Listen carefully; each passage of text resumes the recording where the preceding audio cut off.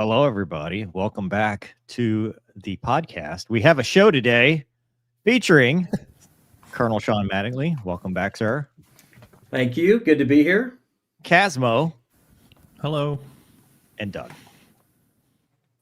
Hi. Perfect. Great start. Off and running. Yep. Gonky is, I honestly don't know. He's in an RV somewhere, doing something. I don't know. The man is just a free spirit. You can't hold the golden retriever down. He's made it a long way being a free spirit, though. I mean, you got to give him credit. I aspire. I really do. One of these days, I wish to be like Gonky. But until then, we have a show to do, gentlemen. How have you been? How have you been, sir? It's been a while, a couple weeks. Welcome back. I know. I'm still employed. I didn't get fired after the last one. So when you asked me to come back, I thought, well, let's give it a shot again and see if we can make this happen. Yeah. Let's go ahead and see if we can't drive that stake in. Okay. Right. I'm doing everything I can, and I'm repping the merch for you tonight. So perfect. What merch is that? Whose merch? That's yours, man. Oh, that's your favorite airplane. Yeah, I'm going flying Thursday. I heard. I am going to fly the mighty C-130. Well, I'm going to ride. Really? I'm going to be a passenger. Yeah, I'm going to be a passenger in the back. So, I'm proud of you. In the backpack or like a jump seat? Does he got a jump seat? I want to rove. Right. I'm gonna rove. Free spirit. I'm gonna gonky it. Really, is what I'm gonna do. So no, that's gonna be a good time. I think so. I hope the weather holds out. It looks like it's gonna. I hope we get all the approvals we need before then. But looking good. And Casmo, welcome back. I haven't seen you because you stunt doubled for me last time. Right. I did. There seems to be a theme going here. Yeah, I forgot about that. You weren't there. It was just me and Gonky. It was just you and Gonky. And Doug. Tremendous. Yeah, it was a great show. Yeah, it's been a while. How are you? Yeah. Are you flying? Like, is this flying my ass off? Yeah. I go back to work not tomorrow, the next day. Yeah, my last trip I was flying. I flew someone very famous. I can't say who they are, but it was interstellar to have them on board. Oh. Yeah, it's very cool. Jennifer Lawrence it down some. No. All right. Matthew McConaughey. All right. So anyway, moving. I can't say that it was. But yeah, so I've been flying quite a bit. Did you hand him my books?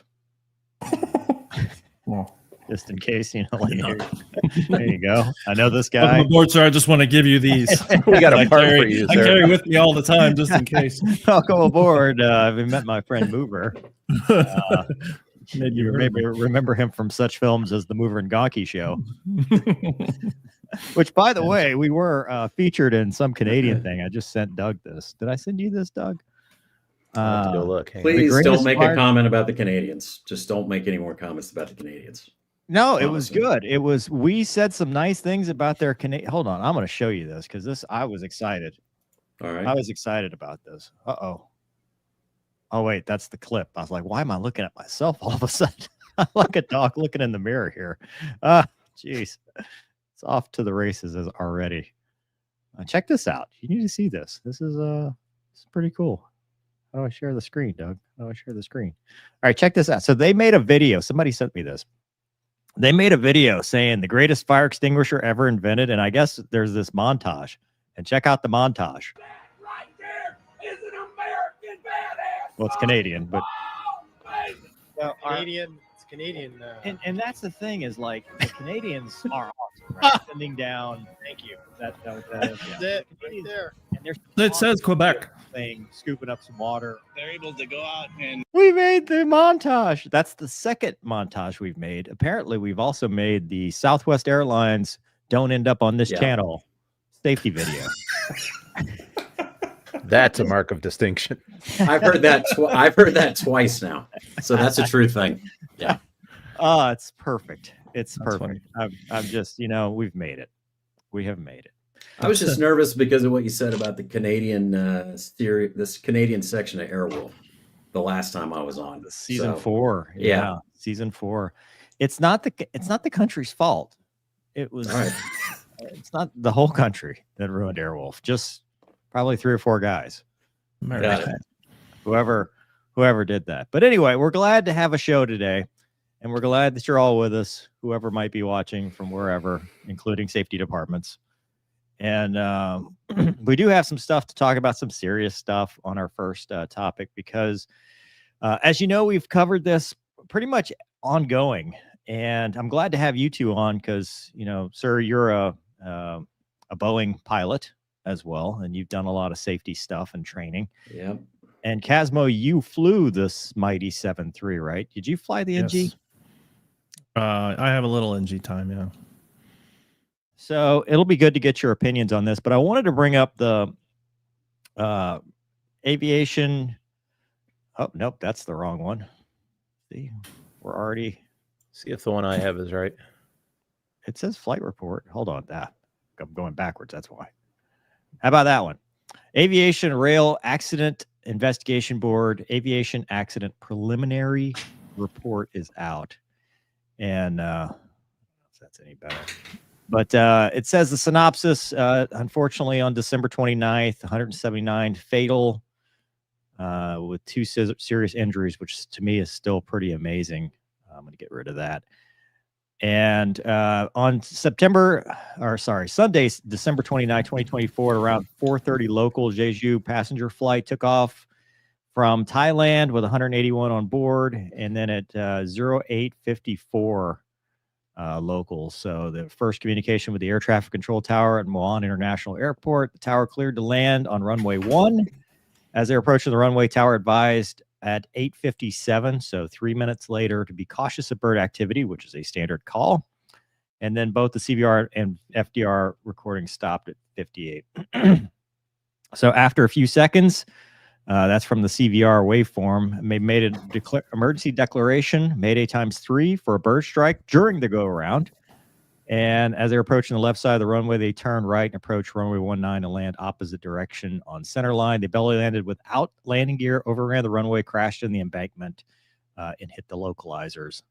And so the findings in the investigation so far, obviously this is preliminary.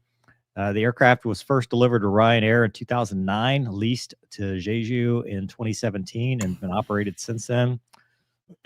After the crash, obviously fire, large debris field. You can see that here. Pretty upsetting. Flight data recorder, cockpit voice recorder were installed. However, both recordings stopped at 8:58 during the go-around.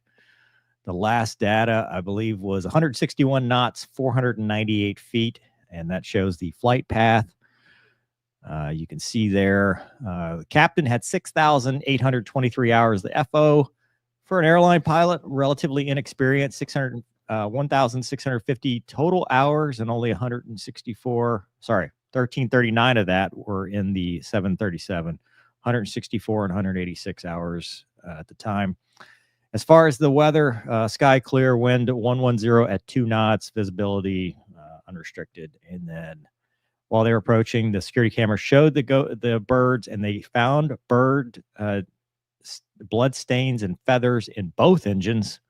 Samples sent to analysis, they were teals. They're going to look at tear down the engine, examine components in depth, analyze CVR, investigate the embankment, localizers, bird strike evidence. They're going to determine an accurate cause. So some of that is not really new information. We've talked about this a lot, but sir, I want to get your opinion because we haven't had you on the show, and kind of what you think about all of this and what your initial thoughts are having seen this new evidence. I mean, it's kind of your worst case scenario you'd ever want to have. You know, you come in, I slowed that. I think it's the security cam video that you can see when they first are about to go around, and you can see the on the. And I always had to say left or right on these videos because I don't know what's mirrored or not, but I'm going to assume it looks like the right engine. Mm-hmm. You can for sure see a burble in the exhaust, but if you really slow it down, you could see it in the other engine as well. Just within like a millisecond, you can actually see it. It's a smaller one. Yeah. But like that first night I was looking at it, I'm like, this looks like they took down both engines. Now, I don't know if they were in a reduced thrust on both, but for sure they took, these are ducks, right? These teals are ducks. Yeah, big birds. Yeah. And it was probably 10 years ago, I sort of changed my outlook on the APU, especially on Boeing airplanes. I'm way more interested in why the other engine is still running than why the one is shut down if I lose one. So no matter what, before we ever even start the checklist or do anything, as soon as I got the airplane under control, I start the APU. And Casmo, you'd have to tell me, but I know for us, if we go, full dual engine failure, no gear, no flaps, you end up in worst case scenario unless you have the APU on. And for us, it's probably like a 90-second start cycle on that thing. And I think these guys had 4 minutes from the initiation of the event. Yeah. So they probably would have gotten, if it was working, the APU was working, they probably would have at least gotten that back and gotten some of their stuff. But I mean, I'll be honest, if you give me that, no idea it's coming, the fact that they were able to get that thing spun around the other direction and even get it on a piece of concrete, to me, if they were looking at either dual failure or it looks like that right engine came out in reverse a little bit, it significantly reduced thrust, which is pretty much none. The fact they got that thing on the runway is super impressive. And I think when they dig more into that motor, they're probably going to find that both engines took significant damage, because those ducts, I've hit like probably 100 birds, maybe 150 over the course of a career. And the ones that did the most damage were 3 ducks that I hit. One took a C-17 radome completely out. Oh, wow. One I hit at night, like 5,000 feet. This was in a 767, 5,000 feet coming in at night in the weather. And we hit a duck. I was an FO at the time and completely couldn't see out the windshield or anything. And then in a 7.5, I took 1 duck through the nose gear well, and it just did an insane amount of damage compared to every other bird I've hit. They're heavy. I mean, they are a heavy bird, like a goose. So I'm super impressed they got it back on the runway. I'd be interested to hear when they do some more analysis on those engines, how much thrust they think they were getting out of them. I know they lost both recorders, but they'll probably be able to, when they look in the N1 and the N2 sectional, more be able to tell. And then I haven't seen if anybody is drawn out based on the speed they exited the runway, how far they probably would have gone. Like if that concrete barrier wasn't there and they had just gone through the grass, I'd love to see, and I'm sure when they do the investigation, they'll do this, but when they finish it, but they'll show a line of where they actually would have gone and where they about would have stopped. And if that concrete wasn't there, if they wouldn't have hit anything, they would have all survived. They were decelerating. They were in the grass, the soft stuff. They were resting real stably on both those motors. And I don't think they were going to cartwheel or anything like that. So I'd be interested to see what they were going to hit as they decelerated. But yeah, the APU thing, I don't know about you, Casmo, the Boeing stuff, but the APU thing for me, like I said, about 10 years ago, as soon as it's under control, that's the first thing I do. Because for us, it's like the second or third page of the checklist is where you put it on. And we can dispatch with it out domestically. Like you don't have to have it. And that's always in my head. Well, and they were all coming off a red eye too. So you're talking about, all the factors lining up. But Casmo, what do you, what's your take on this and kind of with all this information? Yeah, I mean, I haven't followed it too closely. I agree with Shawn about like the APU, like the company that I was with where I flew 7.3s, we took off with it on and then turned it off in the air. And in fact, the company I'm with now, we do the same thing, though it's not a Boeing product. But I always think about that, the Miracle on the Hudson thing. That was the big takeaway, right? Like that dude turned it on quick, even it was like step 20 in the checklist or whatever. The things that I had noticed with that too is just the approach speed, and I think you mentioned it was pretty high. I don't know that I ever looked at the checklist for landing with no gear. It wasn't something that you really practice in the simulator or anything. But I'm just trying to think, like, was there a speed associated with that was so much higher than what a normal approach speed is? Did you ever try I'm sure you did in the sim, the alternate gear extension? I probably have. Yeah. It's not it's work.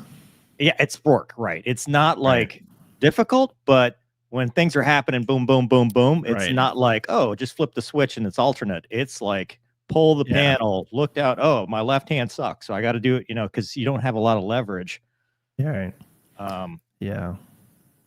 Yeah, I don't know. There's the panel you got to remove as well to get to yeah. it. It's right off Yeah. your left side on the floor, and you got to remove it's the behind panel, and then you got to pull panel. it's like rip cords. I mean, it's like what are they like? I don't know.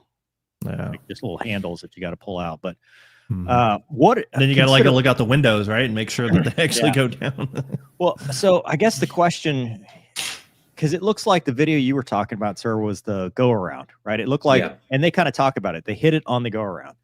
So a lot of people have talked about, well, if you hit birds and you're in a stable configuration, just go ahead and land.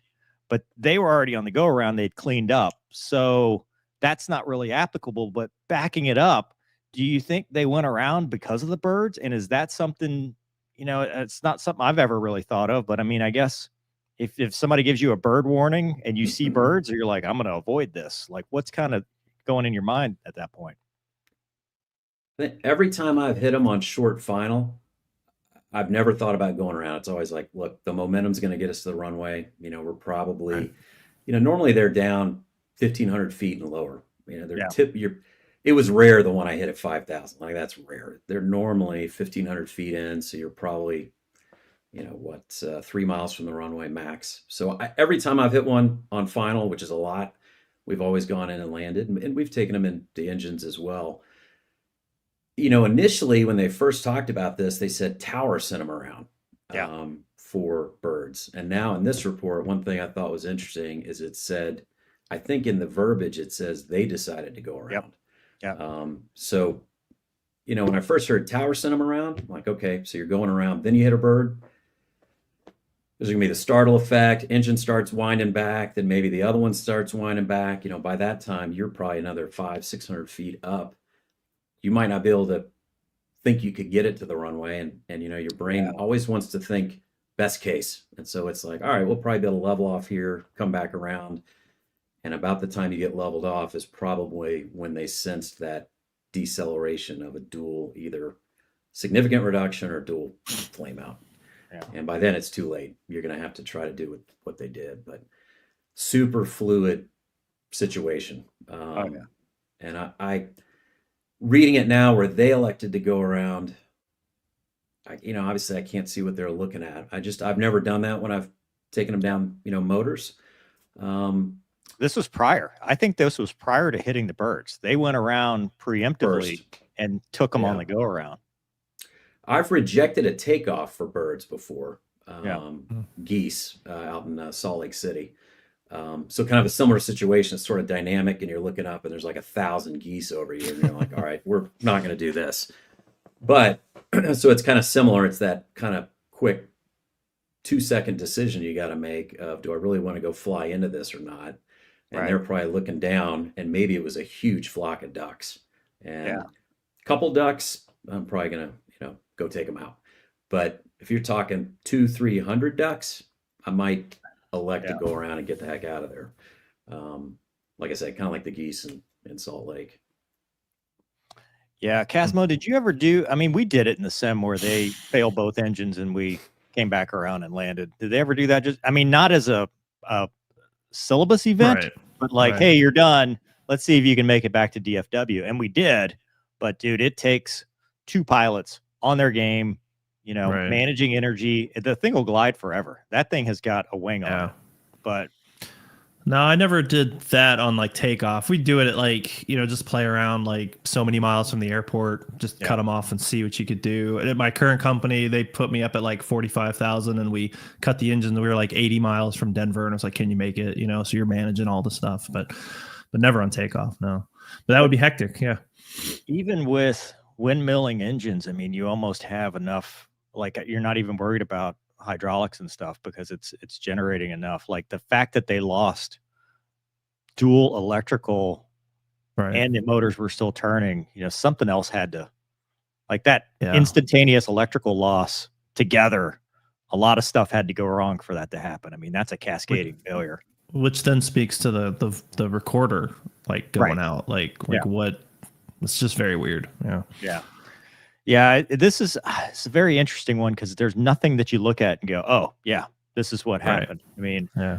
I agree with you, sir. It's you want to give them the benefit of the doubt because innocent until proven guilty, right? I mean, you say, hey, look, they were dealt this and they had this situation and they did the best that they could with what they knew.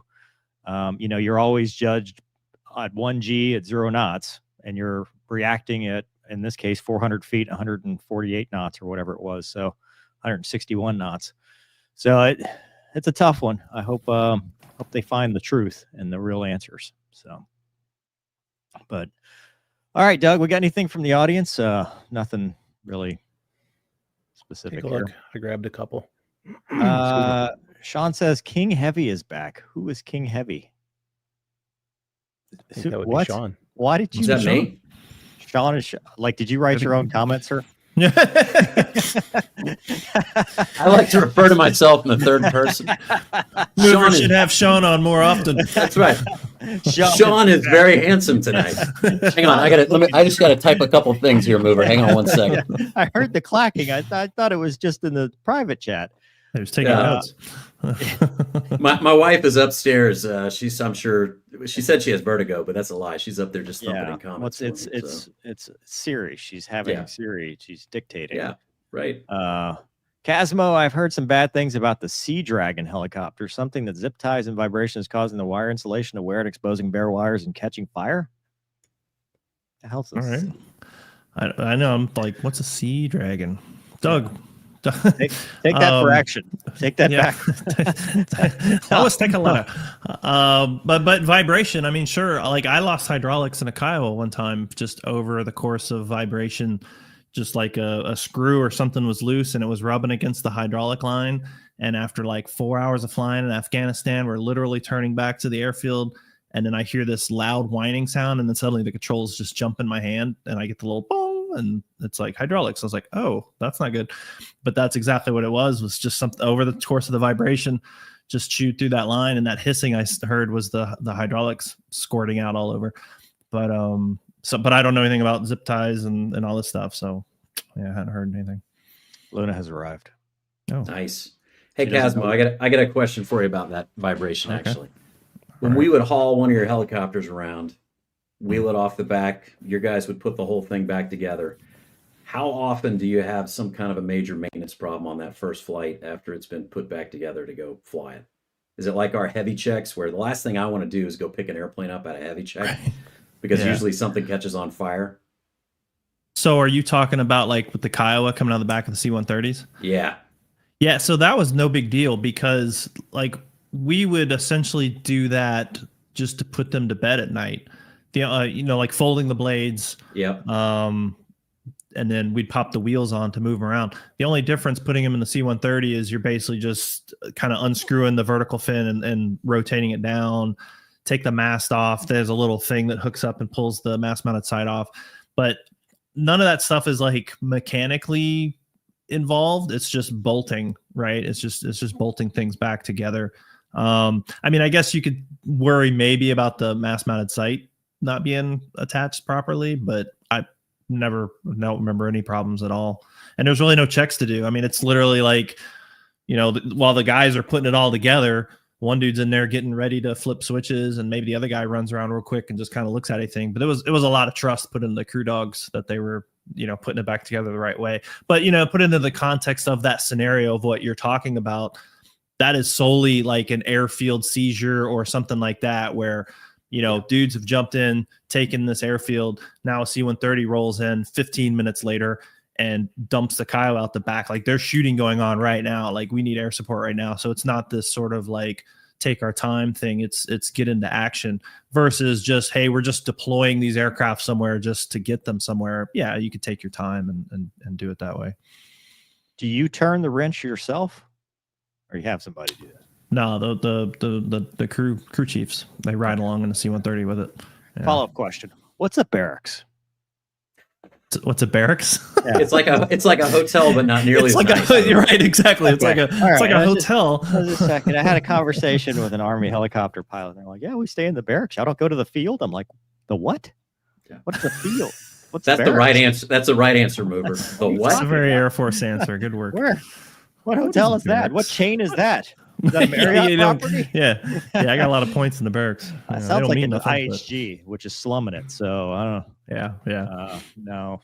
Oh, it's Geez. CH-53. Okay, Sea Dragon. Yeah, it's a CH-53. Well, cool. Well, that's nice.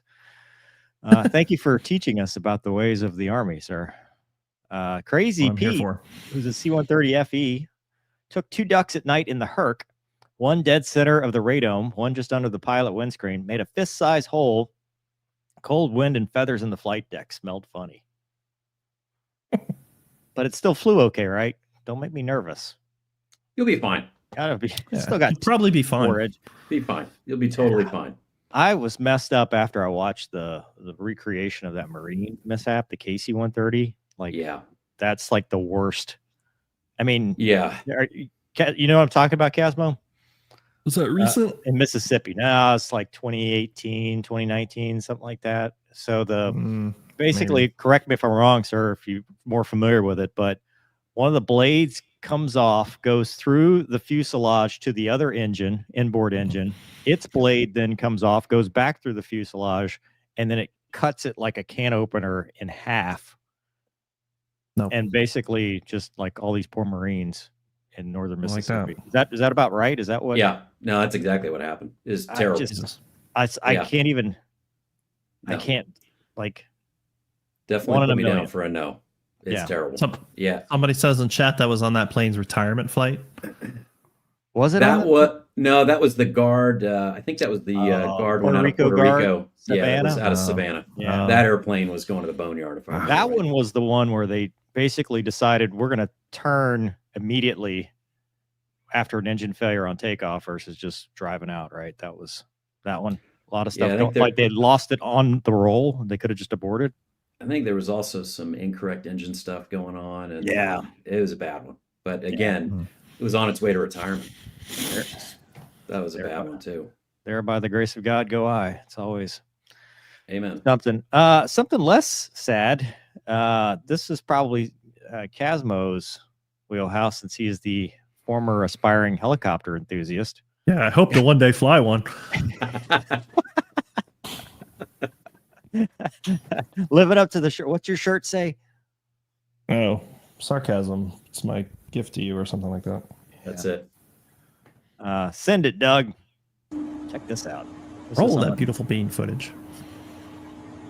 It's only 20 seconds. Ah, it's Yeah. more- Yeah. I'll send it a couple times. Dude, look at the Fun. guy Got from wipers Leeds, going. right? He's doing a pop or a Yeah. loft. Yeah, he's lofting it. How much fun. Do you have a little windshield wiper on the anything you've flown? The Apache had a windshield wiper. Yeah. Did it? Yeah. It's trash. It just smeared everything. I watched a video.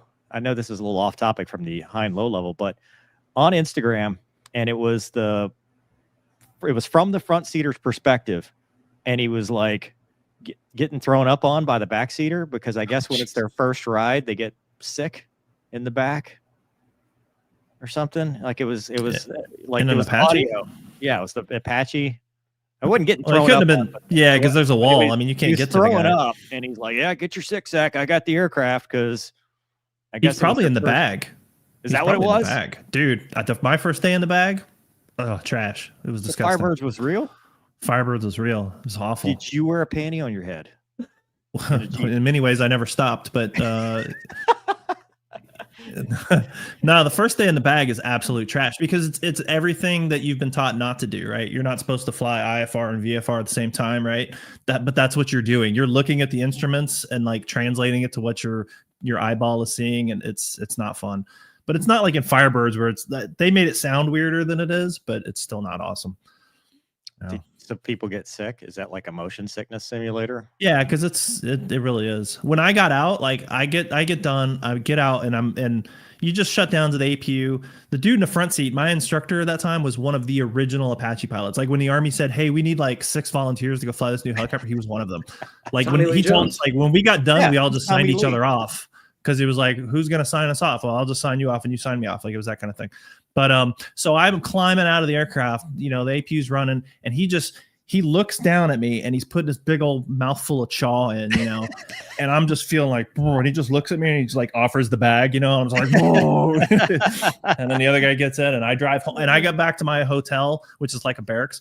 And I just sit in the chair and I just stare at the ceiling for like an hour, just like letting everything just settle down. But the next day it was fine. So yeah. I really appreciate you translating for those of us in the. Well, I mean, it's what I do here. I understand my role.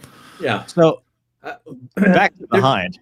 Sorry, go ahead, sir. Go ahead. I have a question about that hind video. Yeah, let's go back to the topic. Yes, thank you. There's like a portable fan blowing on the HUD.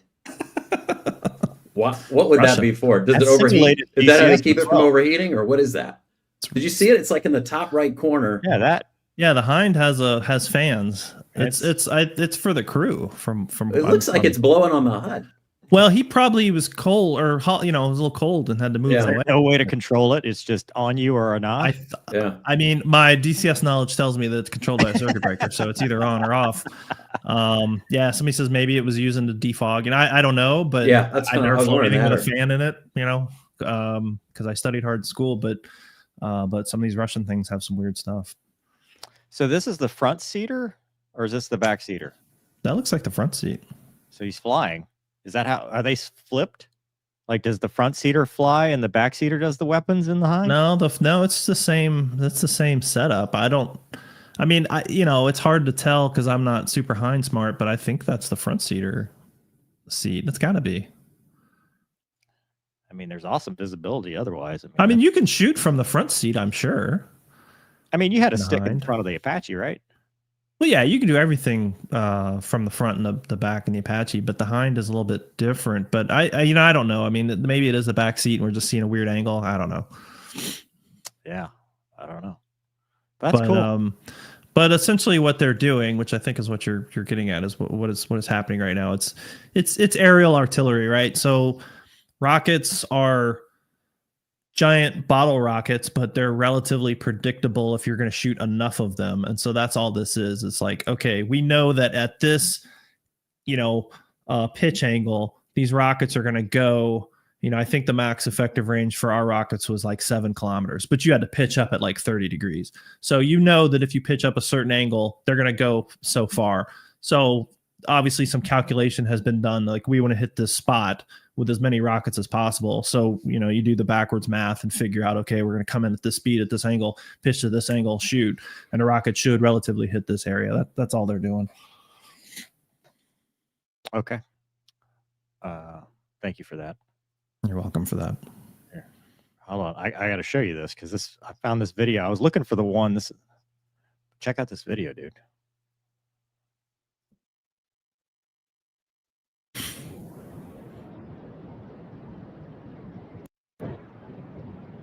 Oh, nice. Guy's totally getting an LOR. For sure. Look at this. How many rotor discs are they? It's come back to haunt me. I don't know, 5, 6. He's extended range there. What formation is this? It's probably in combat cruise. If you're doing combat cruise, if you're not doing combat cruise, you're wrong. That's all you should do. Everything else is a waste of time. There's low levels, and then there's helicopter low levels. Yeah, there's this. And they're a lot lower than this camera angle is relaying. I mean, that dude's about to hit a bus. Yeah, that's the best. When you know that the guy in the car sees you in his rearview mirror, that's a good feeling. It's fun. You've done this? Oh yeah. Oh my god. Absolutely. This is why when you come back from deployment, like when I got out of flight school, my unit that I went to had just come back from deployment, and I was like excited to go fly, and they were like, dude, wait till you deploy, then you'll see why we're so bored. And then you go overseas, you get to fly like this. Yeah. I was like, what do you mean there are rules? Yeah, that's a lot more fun. Yeah. I mean, there are now. But... All right. Well, it looks like a lot of fun. It is. Yeah. Well, thank you for that. Do you think Air Force helicopters do that, sir? Sure of it. I am going to guess that there are so many. They're still writing the new regulations, so they're on volume probably 3 or 4 right now. Yeah, See what they come whatever. up with at the end. Whatever the corporation does. Yeah. All right, Doug, did you get the next article? Because I don't have it. I think that's it. This right here? No, Yes. that's not No? it. The C-17. Oh, no, I did not get that. All right, well, we'll go to the Let chat. me try again. Hang on. What in Tarnation says this part of the stream will be great to look back on, in hindsight and all that. Hmm. Choke yourself. Tip your waitresses. Oof. We don't have to do any more bad puns. I brought up the link. Thank God. So the Air Force is now in the 3D printing business. They've developed a 3D printed blade devices to slash the C-17. What was it? Slash their something. Slash their fuel consumption. Yeah. So let's see. We'll go. This is by Kapil Kajal. And he says they've made significant progress. Operational Energy and Air Mobility. What is Operational Energy and Air Mobility Command? Wow. Oh, that's the EAMC. You don't know the EAMC? OEAMC. Excuse me, OEAMC. Office. Never heard of it. And now entering the final evaluation phase for innovative technology, microvane drag reduction. This technology is specifically designed for the C-17, promising operational efficiency and performance improvements. It's a 3D printed blade by 4x16, and as you might guess by the name, it resembles sleek blades. They use strong adhesive bonding technique, aka double-sided tape, and a dozen units are fixed to the rear exterior. Testing shows that the microvanes achieved a 1% reduction in drag and fuel consumption. While this may seem modest, implications for operational efficiency are substantial. It's going to increase savings over $14 million annually while enhancing capabilities. Every gallon of fuel saved strengthens our readiness and operational effectiveness, said Roberto Guerrera, the Deputy Assistant Secretary of the Air Force for Operational Energy, Safety, and Occupation. There's a secretary for that? Deputy. Sorry. Assistant. There's assistant to the regional secretary. By integrating modern technology like microvanes into our legacy aircraft, not to be confused with microwaves that they already have, we are not only saving millions in fuel expenditures, but also enhancing capabilities are vital for maintaining the great power compensation. And then they asked the maintenance guy what he thought. Well, the maintenance boss. Microvanes initiative combines our efforts to modernizing. They're all saying the same thing. Working alongside the team, the maintainers develop the installation procedures crucial. That sounds like something from an OPB. Sir, your thoughts. Thank you, Douglas. As a C-17, by the way, you've flown the C-17, but these views do not reflect the C-17. No, I do not speak for the community. I'll just speak for myself. First off, that picture, I mean, it's gorgeous. I think we can all agree it's probably the most beautiful airplane out there. But it is, as beautiful as she is not that aerodynamic. She has got a fat face. She is really slow with that huge, thick wing. And so when it first came out in the 90s, the joke was the crew on it. It took a crew of 7. It was 4 on the KC-10 and 3 on the C-17 to go anywhere because it couldn't cross the pond. It couldn't do anything fuel wise. So they made the ER version came out pretty rapidly, and so I was flying KC-10s at the time, and we would go out to Edwards probably 4 or 5 times a year for like 5 days, and we refuel whatever weirdness was going through test at that time, like the initial F-22 stuff and all those things. We'd go out and refuel that, or the F-35 when it was in test, and then some other weird things. But the C-17, when it was doing the ER conversion, I went out and worked with it as they were. What's crazy is to make it an ER, if you at the time anyway, I don't know what they look like coming off the line now, but you would walk, like, let's say you came in the crew door and looked down the cargo bay. In the overhead, there were these just square tanks with straps on them. And that's how they made it an ER version. Which my question was, when we're doing like assault landings and stuff like that, what are those straps stressed to? Because it was super heavy. It's full of fuel. Yeah. So they were always looking for any way to increase the fuel efficiency on that thing. And so I'm sure that's continued till now. The And this is- winglets? Were the winglets Yeah, original? those are engineer deflectors, so they keep the flight engineers away. But they do help a little bit with efficiency. But one of the questions I have, it looks like those things are backed by the cargo door, is where they look like they are to me. So Doug. what do you got? Doug will pull it up, I think. That's this? No, that's not the right. Is that the new ones or the old ones? That is the new ones. And if you look, hang on one second here. Like a dog watching TV. I have no idea. It looks like a big airplane to me. Yeah, it's the beauty of it that is confusing you, I think. Right. Hang on one. You're It dazzled. looks like is it doing the Carolina squat? A little It bit. looks Like fat, it looks yes, like yeah. it's gonna get a But- ticket is what's gonna happen because that's illegal. Is But it if these you- little guys back here? Yeah. So if you look where the cargo door goes up, that like angle Mhm. isn't super fuel efficient. So what they've done is they've added those little winglets going up the angle of the cargo door. And what that does is it gives you apparently like they said, like a 1% reduction in fuel burn. But my question is, imagine you're like on a rock strip, like dirt or rock, and you rotate.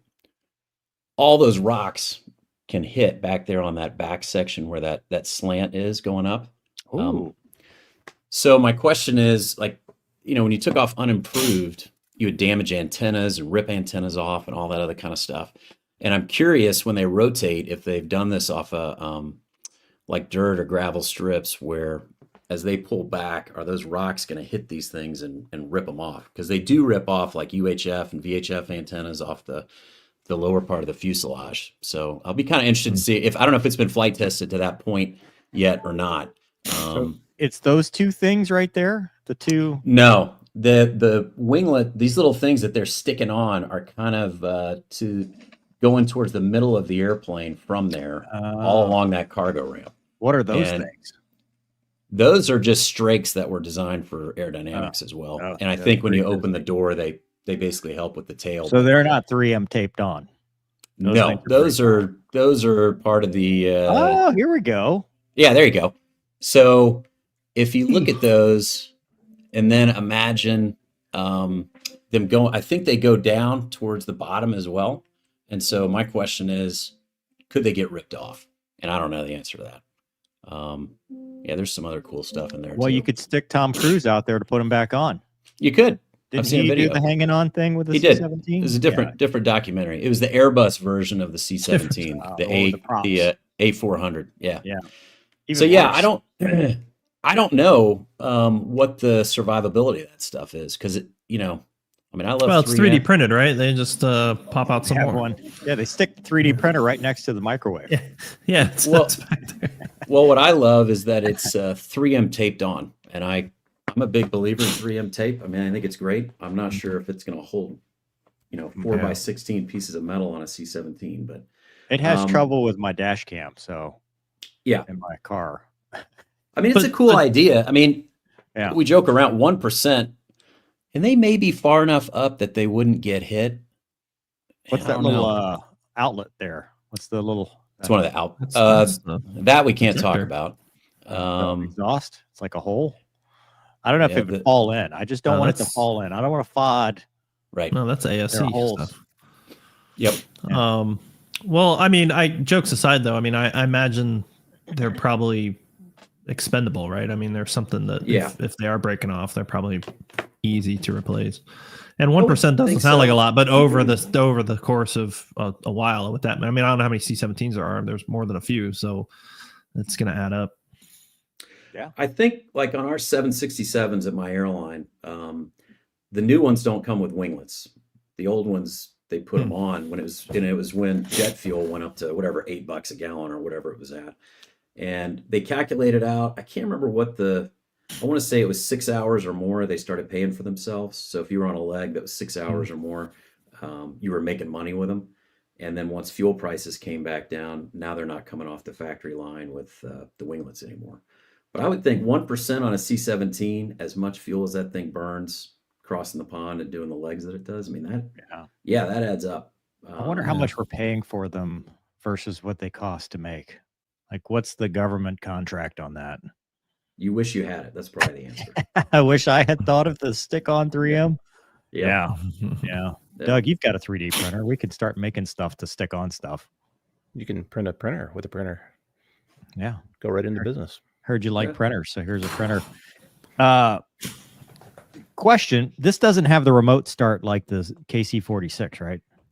It's not that Gucci, not yet. Okay. But I'm a fan of remote start on any airplane. I would love to walk out to my 7.6 and just hit that while I'm doing the walk around. And can you explain joking? that to me? Why does a KC-46 need remote start? I'm kind of curious too. You know, the alert launches I saw was the reasoning that they used for that. Casmo, it's real. Which- Don't make the face. Is it It's real? Yeah. Oh, it's real. I'm like imploding. Oh, it's real. I'm back holding on the tail. Is because we did this article, and Gonky and I were just dumbfounded as a couple fighter guys going, "Don't you have like 40 people on this plane? Just send one of them Right. out. He's your remote Yeah. start." But they spent like $300,000 a copy to get a remote start. And then we made the video, and everybody's like, "You guys don't understand. You need to talk to somebody who's smart." So we have someone smart now, and so I would like to know why. Here's how I could answer that question. If I knew the timeline from the alert shack to when you're launched without remote start versus with remote start, Right. because Casmo, these things sit strategic alert. So there's Right. certain things that they do where they've got to be out and airborne within a certain amount of time. Sure. And if they're actually shaving time off by doing that, Which you would hope, right? That'd be kind of the Yeah. point. Otherwise, would- it's just a comfort. You know. I would hope it's $300,000 worth of time. So I'd be Right. interested. What was the difference? You know, what was the actual time? What does it look difference? like? Is it like a key fob, or how do they? It's I don't know. classified. They won't Oh, show us. Oh, okay. I mean, but for the price, I think you can afford one airman to just stay with the airplane. Like, Right. that's his And, job. and do this. Yeah. Yeah. Push this button. Yeah. Push the button. Just do this. When we wave, do Do that. this. When we call you on our cell phone, Right. we'll even pay your Yeah. Cricket Wireless Yeah. provider so that you can Huh. make that work. I don't That's think wild. the Army has been researching any kind of remote start for any of their vehicles. I don't think that's a thing. No, I don't think they're doing that. that's It's an Air Force only. what the junior pilot's for. Well, that's so you can Yeah. do it from the barracks. There you go. You're right. The hotel. Roger Yeah, that. from the Marriott. Yeah. You know, because traffic, you don't know what traffic is going to be like. The bus You don't know drivers, either. the schedule, whether the crew van is going to show up on time. It's always, you got to build that in. Yeah. Crew van. That sounds terrible. Let's see. What are we talking about next? Nobody from the audience, because why would they? Casmo, this is right up your alley, sir. The Army has a new scout. And it do they? is. Could the Army's new scout helicopter have wings? And there's a is that there? Scroll up, Doug. Is that Can I see there? that picture? Ugh. So it's Yeah. a monstrosity with a. Is that a like? What is that? It's like a 20 millimeter. What is Yeah, it's happening? probably supposed to be a 20. I mean, Pulled I it know, Straight off of the F-16. right. It's a chat GPT attack helicopter. Yeah. That's what I think that is. That's a wish.com scout. Your team. Well, you know, and I think we talked about this before. The pusher prop tilt rotor sort of mentality has taken hold, and there are good reasons for it from a tactical and operational standpoint of security, because you know I always make fun of artillery guys because they at last were relevant in World War II, but you know, long range precision fires is getting, you know, precise, and so the idea of hiding helicopters relatively close to the front line is not going to work out anymore. So you've got to push them further away. Well, then that means that they've got to move faster and they've got to be more capable, you know, have greater ranges. And so that's what those types of platforms are going to provide. So that's really where the Army and I think really the military in general is trying to push towards with helicopters. They still want that, you know, the ability to land like a helicopter, but they want to reach the way an airplane can. So this is just their effort to do that. What's crazy is that the MSN article says it was like from 2 days ago, but the actual article is from 2019. So overcome by events probably, and you gave a nice dissertation that's better than anything that was written here. But the reason I liked it is because it said, when the U.S. Army retired their fleets of OH-58 Kiowa Scout helicopters, they ran into a rather sticky predicament as a result of their short-sighted haste. Yes. And I just wanted you to see that, to feel like you were vindicated. Oh, I lived it. I told them. I wrote an article. I'm on record as saying this was a bad idea, but they didn't listen to Captain Me back then. Yeah. You wrote an article? Yeah, I have a few articles out there floating around. I'm gonna, dude. I gotta find them for ACSC because I just need to cite you. Oh yeah, that's fine. I'll find some links for you. I wanted to cite ourselves, because you can cite YouTube videos, and I really want to cite myself. Right, as I said in the Mover Gonky Show season 3. Said in the Mover Gonky Show. Yeah. Sir, do you have any inputs on this? That would be Mover at all. I want my third authorship. All I'll say is that picture is ugly as sin. I mean, that is like, there's a lot of stuff. Can you bring the picture back up? Are you able to bring it back up? C-17, really. No, I mean, it's not sexy like C-17. Right. It's not nearly as aerodynamic as the flying teardrop. He never wanted to see it again. He deleted it off the. I was going to say, does it have a refueling probe anywhere on it to get at what you were talking about, Casmo, with long range stuff? No, because then that brings its own can of worms, right? Like, that's another qualification that what people sometimes forget is like the sheer volume of pilots in the Army. Like, there's a lot. Yep. If you look at a aviation brigade, of which we have, 20. I'd have to, it's been a while since I've cared about these numbers, but let's say 20, and you've got 120 aircraft in each one of those. So the qualifications of trying to keep things up. Plus, in this environment that we're talking about, you've got to get up to some altitude to do that refueling, and this is not what they're going to want to do. But yeah, it is ugly. Usually concept pictures are ugly, right, of aircraft. Yeah. I mean, if you look at like the early A-10, is disgusting looking. I mean, it's ugly now, but like in a cool way. But then it was just like, no, this is really ugly and stupid looking. But that is terrible looking. Like that's a lot. The visibility kind of sucks on it. Yeah, that's what I was getting ready to say. The glass seems like it's kind of in the wrong place. But and then there's the age-old debate of where to put the sensor, right? So in that picture, you've got the sensor on the nose. And this is sort of a drawback to, I've had this debate with people, like, do you put the sensor on the mast like the Kiowa had, or do you have it on the nose like the Apache? And it's all kind of depending on the fight you're in. Guys wanted it on the nose. Where that gun is where guys wanted it on the Kiowa. In fact, when they were making the Echo model, Kiowa, Echo, Foxtrot. I don't know where the Echo went, but we had a Foxtrot model they were working on, and it was going to be down on the nose where that gun is, because you could look down better because we're flying over cities and stuff. But I'm like, but when I go fight Russia, I'm going to want it back on the top. I don't want it on the nose. I want it up on the top. So, sometimes we get hung up on the war that we're in, not worry about the war that we may get into. I look forward to reading your paper and quoting it. It's not great, but I'll find it. And citing it excessively. That's in ways that it was not meant to be, right? I'll just cite like he said the. Yeah, just something random, just so I can do it. I think I've got like 4. I'll find them. Dude, please. Are they online? Yeah. Okay. They're in Armor Magazine, I think it was, but they're online. About tanks? No, they're not really about tanks. Oh. Well, what they doing in Armor Magazine? Listen, Armor Magazine covered the gamut. A lot of things. Were you on Armor the Magazine cover? Was a great magazine. Were you on the cover of Armor Magazine? No, they always had like tanks and stuff on the cover. Imagine. All right. I'll find it while we're talking. See, you're a learned doctor. It was a long time ago. This is back when I was an instructor, and I was more learned. All right, so we've got some breaking news from the Air Force. Uh-oh. Yeah, I got this one, Doug. Are they short a colonel now? Good thing, because I'm still catching up. Heavy King. Breaking Heavy news. King has been removed.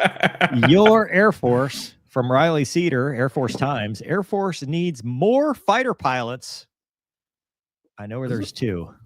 For more air power, report said the U.S. Air Force needs to address its dwindling number of fighter pilots if it wants to remain combat ready, according to a recent report by Washington aerospace think tank, the Mitchell Institute.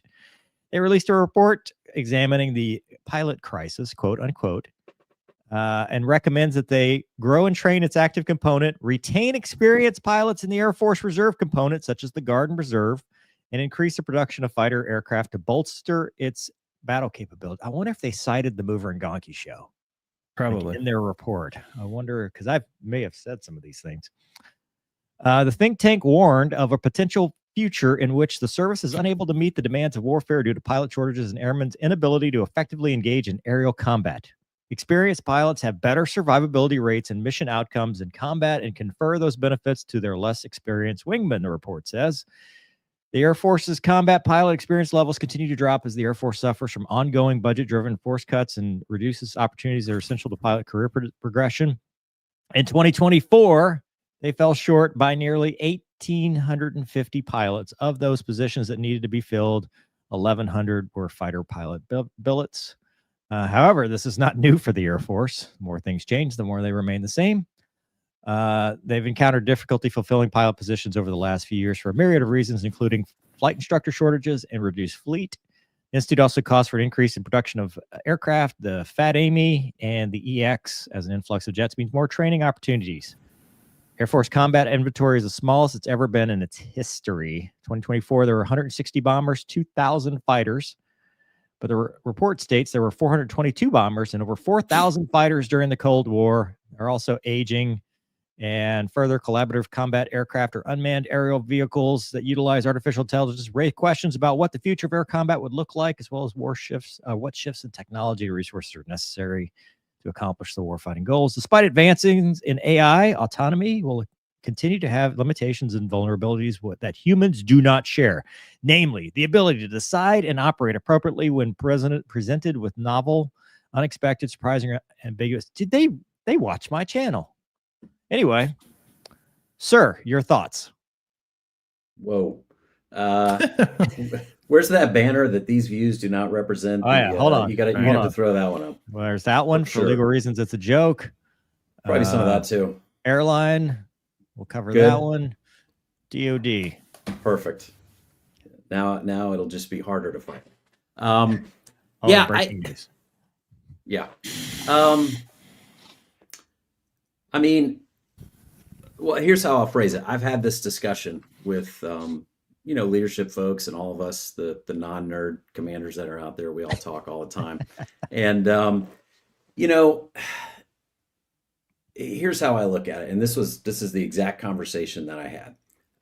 When you look at recruiting, retention, and all those kinds of things, it's way cheaper to keep somebody than to hire somebody, always. The other advantage that you get, which is tremendous when it comes to combat capability, is combat experience, because there's only one way to get that. And, we've had, 20 something years of almost continuous combat, and then that is drawn down. And now you have all those folks starting to hit the exit doors. And so you're going to have all these new people coming in that are going to be missing that mentorship and that training and the, we all get handed 4,000 pages of manuals and, things we got to know. But folks that have been there can skinny that down to like the 5 bullets you actually need to know. When the crap hits the fan, these are the 5 things you need to do. And A, you'll be able to get your mission done, and B, you'll probably live. But you need somebody that can slim that stuff down to what actually matters.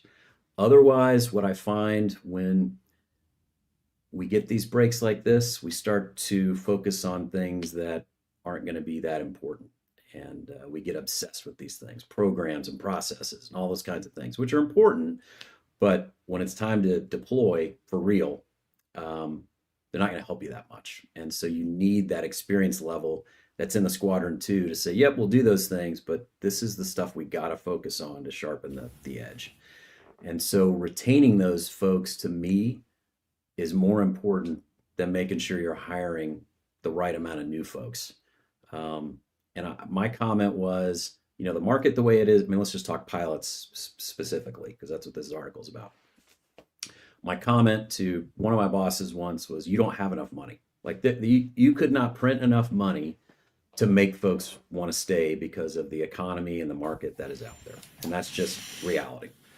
I mean, look, Buc-ee's is paying their managers $250,000 a year. Yes. Like and that was always my example. I was like, look, I'm not even talking airlines. I'm talking Buc-ee's. Right. Exactly. So, and that's without bonuses. So, I look at these, 05s, Chiefs, these senior folks that have been around a while and have seen a lot of stuff. What they can do on the outside, money-wise, the government doesn't have enough. And so then you got to go, well, how do I play chess here? If money's not the option, what do I have that doesn't exist on the outside? I mean, there's a reason I've stuck around 29 years. It ain't the money, or I would be really bad at math, like really bad. And I would tell folks, just to keep it simple, I'd be like, it's the 3 C's, it is, you've got cool, camaraderie, and country. Those 3 things are what you have that no airline, no other job has. The cool stuff that Casmo's got to do, he's talking about flying low enough that folks can see him in the rearview mirror. Like, you might do that once at your airline, but you're definitely only going to get to do it on once, the last right? day. Yeah. Right. That's your retirement flight, right? Right to jail. So, right away. Right. Everyone, right to jail right now. Yeah. But you look at the cool stuff that we get to do, let guys go do that. Always. Make that a priority. And then the camaraderie, like, I mean, I'm lucky. I fly, in the airline, but also I'm in the training center. And we have, a couple of military guys kind of built our fleet training group, and it's like a squadron. I mean, it's brutal, but it's fun. But normally you're not going to get that. You fly with somebody for 3 days and you don't see them again for maybe a year. If so ever. by the time, Yeah, if ever. So you basically get through the how's your moms and stuff like that, and that's it. You tell the same story over and over and over and over. That's it. God. Just staring out the window. And if it's not that, it's So like, you got kids? Oh, right. Yeah, Yeah. exactly. So you like stuff? how's your boat? How's your ex-wife? Right. Oh, God. Right. Tell me all the reasons the contract's terrible, or whatever. But Work, contract. I mean, they made plenty of videos, right? So the Yeah. camaraderie piece, you got to lean into that too. And the only way you lean into that is you go on the road together. You go TDY. You go and do, red flags or whatever it is, but you're not going to get that in your civilian job. And then the last one is country. I mean, everybody, and I won't nerd completely out here, but everybody signed up to serve something bigger than themselves, and you want to feel like you are still getting to do that and it's valued. And I think if you can hit those 3 things, folks will disregard the math. I mean, I'll take your money. Like, I'll take your money all day long. You want to write me checks for whatever? Great.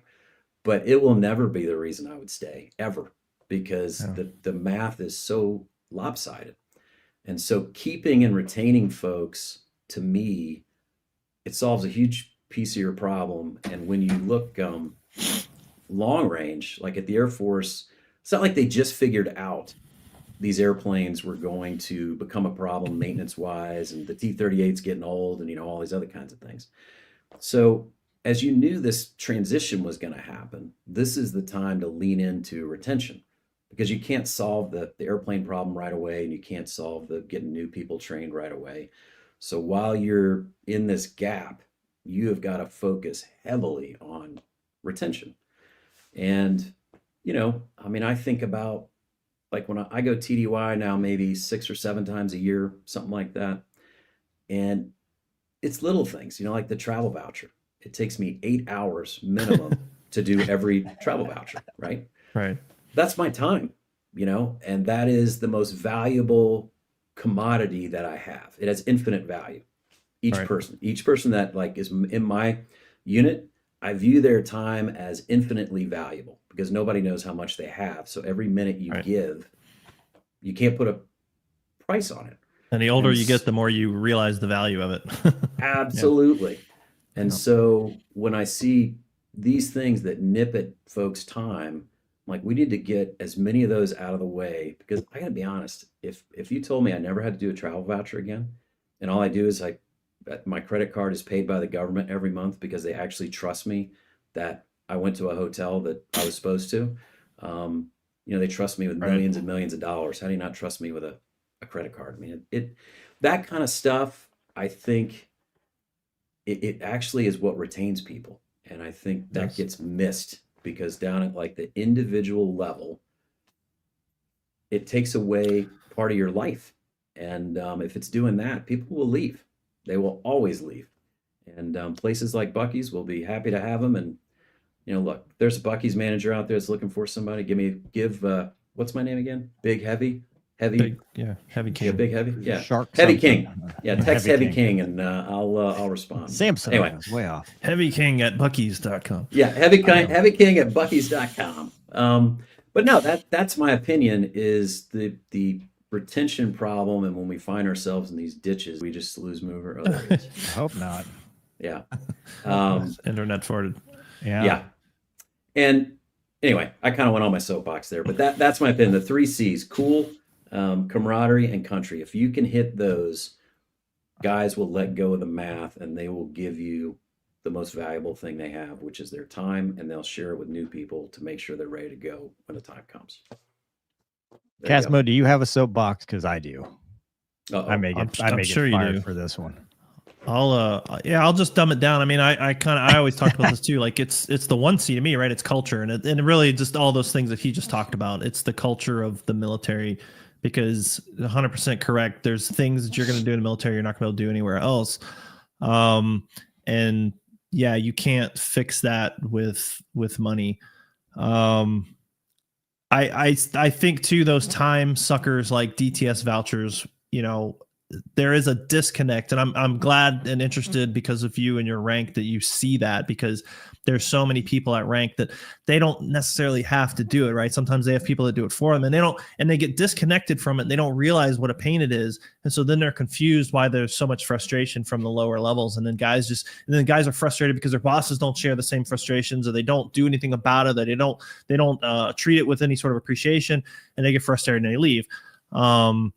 Not to say that out in the real world it's that much better. I mean, with my company, I have to do vouchers, but they're a lot easier. Right? And there's just an app, and I just do it on my phone, and I'm done, and it's no problem.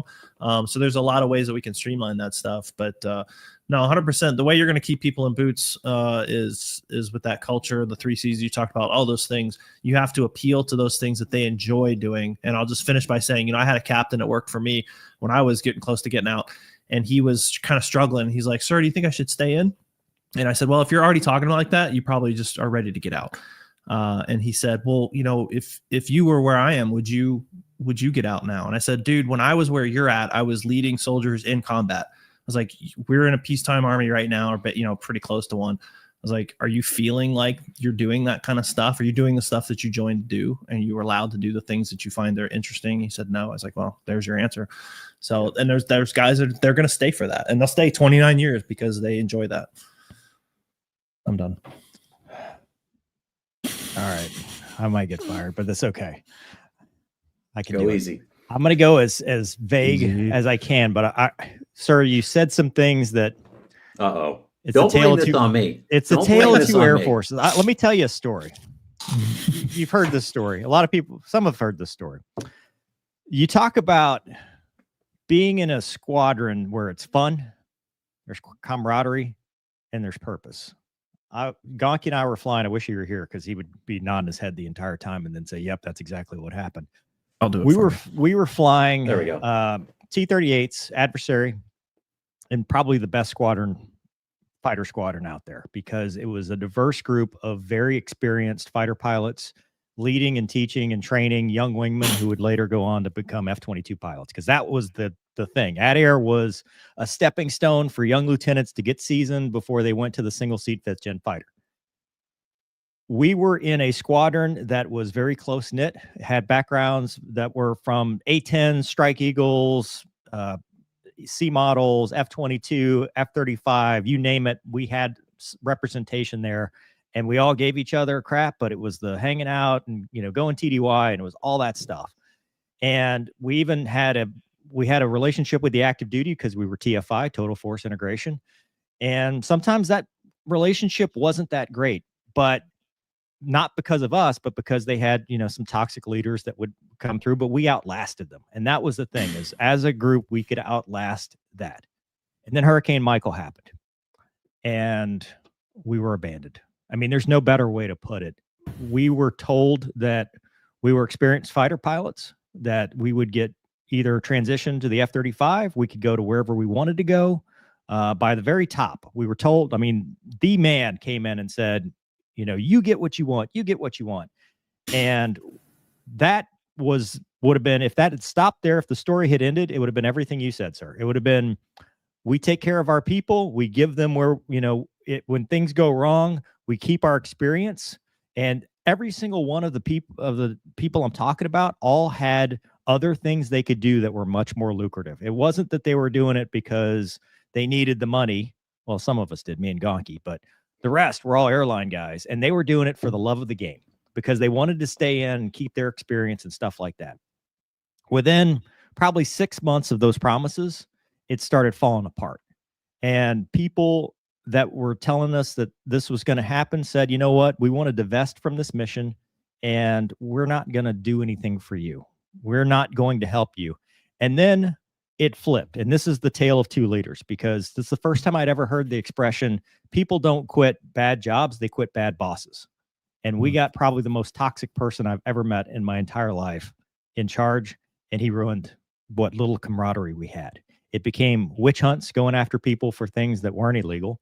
It became, the 12 o'clock high, we're going to keep you late and tell you you're all a bunch of entitled reservists. It became sabotage, where we would try to get jobs because no one was helping us. You would think in the military, right, where there's a known divestiture of an organization, that it's known that you can go, hey, that guy used to fly F-16s. Well, there's an F-16 wing that we're attached to. Why don't you go let them fly F-16s there? Or that guy used to fly C models. Well, we don't have those, but where could we send them? There was none of that. It was, you're on your own.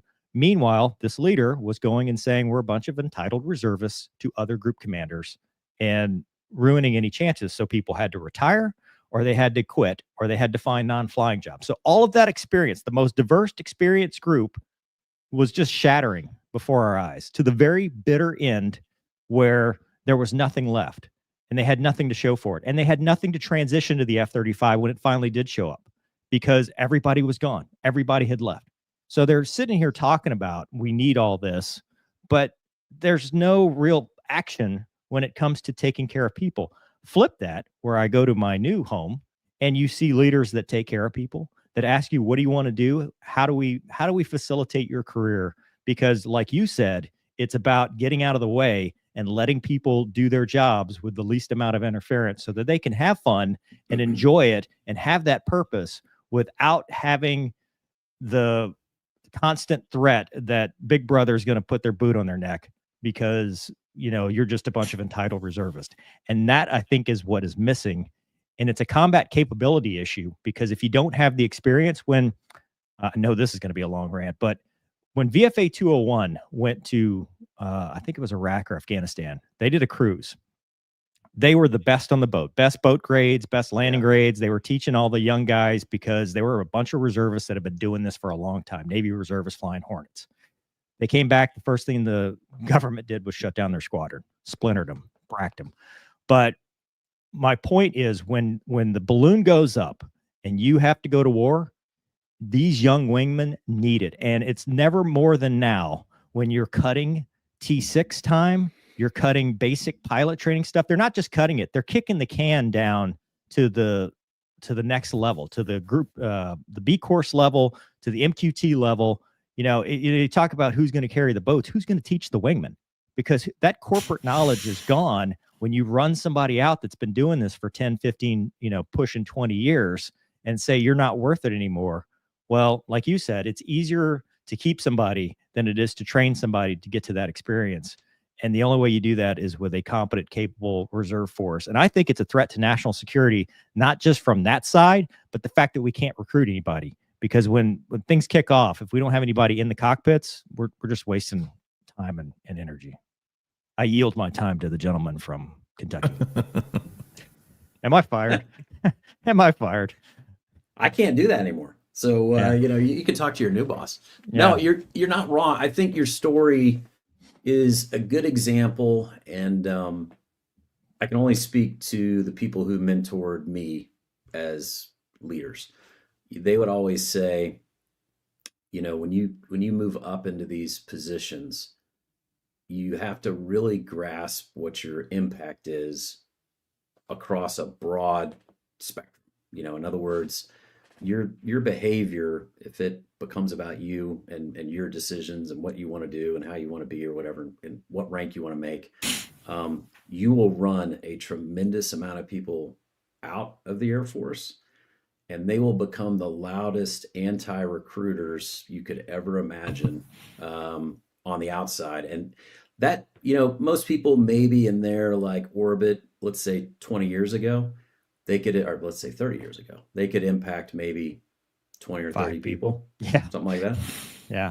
Look at your social media presence as an example, or Casmo's, or any of you guys that are, more into this.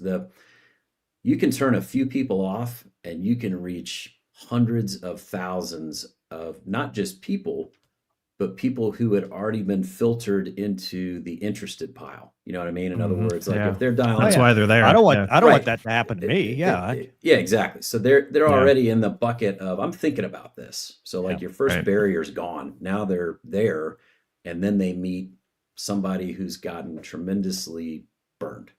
And if they, made me king heavy for the day, and I could actually, go heavy like, king, yes. like write a section in Air Command and Staff College or Air War College that was a section that was really case studies about things like what you described, and really ensuring that the folks that graduate, especially those in residence programs, that they understand the impact they're about to have when they go out there. Not just now, but like generationally, because the anti-recruiters impact generationally, as do the folks that stay in. In other words, someone who decides that, this is what I want to do. I've worked for great leaders. They've taken care of me to the best of their ability. They're doing the same thing the other way. They are going on channels and they are meeting thousands of people and telling them, this is what you want to go do with your life. You are going to love it. It's going to be amazing. And because I do that, I mentor a lot of, high school, college folks that are looking to go, and I still encourage them to. But I think, your story is a great example of how a very small amount of people can do tremendous damage.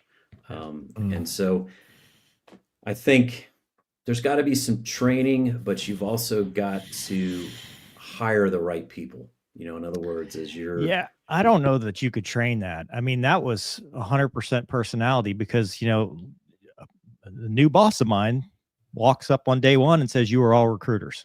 Literally says those words, "You are all recruiters." It's exactly what you just said. Yeah. He and I were raised up by the same four people. So we tend to say a lot of the same things. Well, but see, there it is right there. And that's where I noticed too, like you get those bad leaders, but you always ask, how did this guy get this job? It's because the dudes that he was raised up under, and it's the same on the good side too, right? You get the good leaders who followed in the footsteps of these good leaders before them. And that's how you get these guys. Like, it's just who they are, right? It's the nature. And then they're cultivated by these other ones. And it's like, well, he's like me, I'm gonna promote him. And it's like, yeah, but you're a douche. And now you've just created the next generation versus the good dudes. And that's the problem. And then it's a crapshoot of who you end up with, right? That's the challenge, is where you don't have any control who your boss is. I will say that everybody in that story that had an effect on anyone is retired now. The fact that they got as far as they did is the problem, but they did get, they are no longer a factor. And there do seem to be people, adults in the room now in a lot of different places, that are at least willing to have the conversation. And that's, I've talked about this, about the social media ambassador program, where they went around the room and said, what is your message? Like, what do you think? And, somebody's like, well, I think that if you could go from a trailer park to, working at the gate, that's a good come up story. And I'm like, my message is put the most qualified people in the best positions that they can, so that we don't lose the next war. That's it. It's a national security issue. And if we don't appeal to people and show them the truth, why even bother? Why mess with it? Yeah, I think if you're trying to encourage people to come join a corporation called the Air Force, Yeah. it's not going to work. No, you can't That's compete. Yeah, you can't compete. If you're going to make it about the pay and the benefits only, it's never going to work. And I think it's got to be all about all those other things. And I think, Casmo's not wrong at all. It's kind of weird when it happens. You can end up in like this one section of the military where all of a sudden you're just seeing some derailment happen. And it's to your point, Casmo, it's like that guy was there or gal, and they decided to bring in their buddies who are the same as them.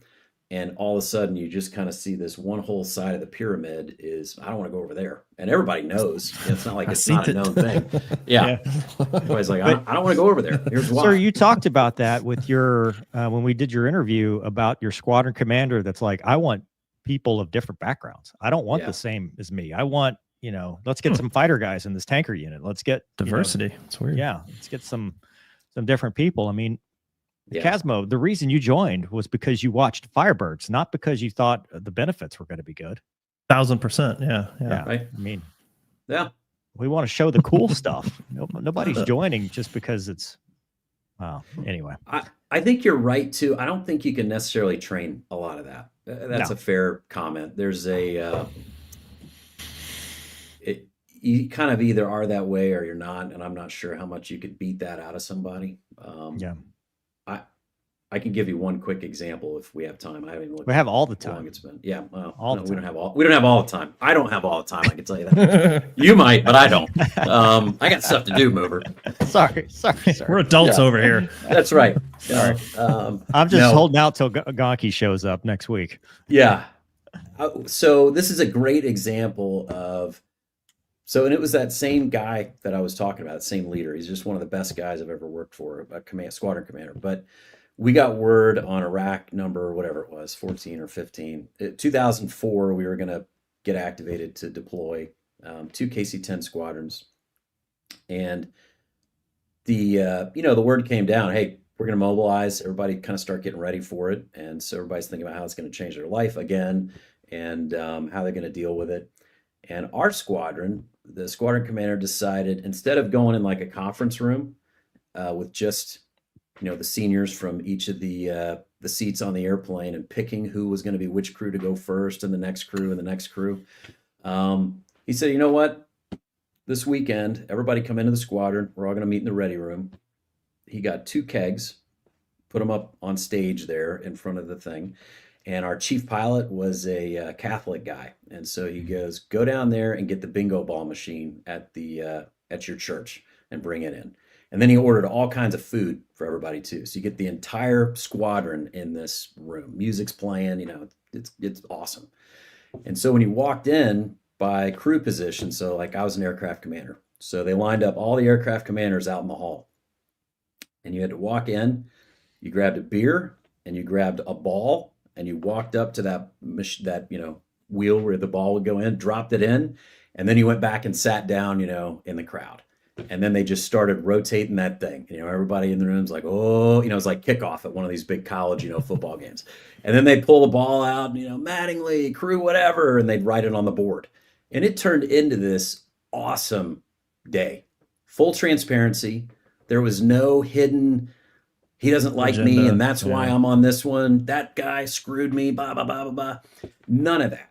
And we had one of the best days of my 29 years, honestly, was when we were finding out who was going to go win in deployment, which not many people can say that that's the best day, Yeah.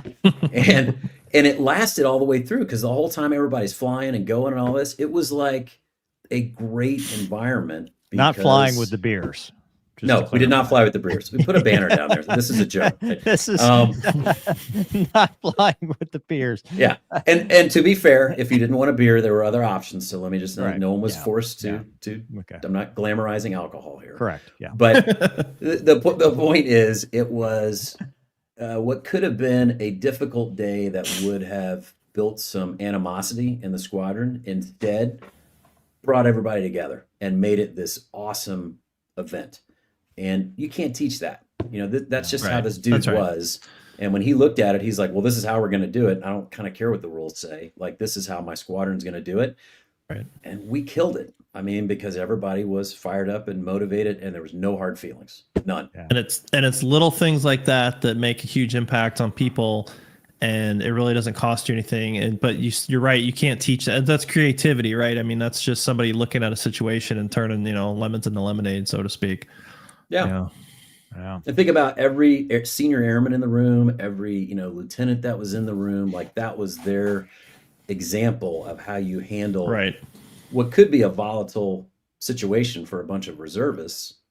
The way he handled it was pretty cool. Showing that your guys, that you care about them, and that in that case it was caring, because you were revealing the behind the scenes and stuff. That has huge dividends. I remember showing up to Iraq on my first deployment. We deploy out of North Carolina. We get to Kuwait. It's the middle of the night to us. I don't even remember what time. I know it was dark there, and we'd all been, tired from traveling. And the camp administration, they bring us into these tents, and they're like, start giving us this brief. And I remember our squadron commander sitting in the front row, and this soldier starts giving this briefing, and the squadron commander says, "How long is this?" And they're like, "Well, this is going to be about 4 hours, sir." He goes, "You got 30 minutes." And like the whole tent was just like, yes, but it was like that one moment where this dude's like, no, like, I'm taking care of my dudes, and I don't really care about this stuff, and this can wait. But that I remember that 20 years later, that's a huge impact. So things like that, I can see what you mean. It makes a dent in what you are, and then it formulates how you act as a leader, right? When you get in those situations, you remember those things, and then it cultivates you to be a good or creative leader, or just try and remember what it was like to be on the other end of it. I see so many parallels with that and law enforcement, because I think it's kind of the same way, where good cop versus a not so good cop.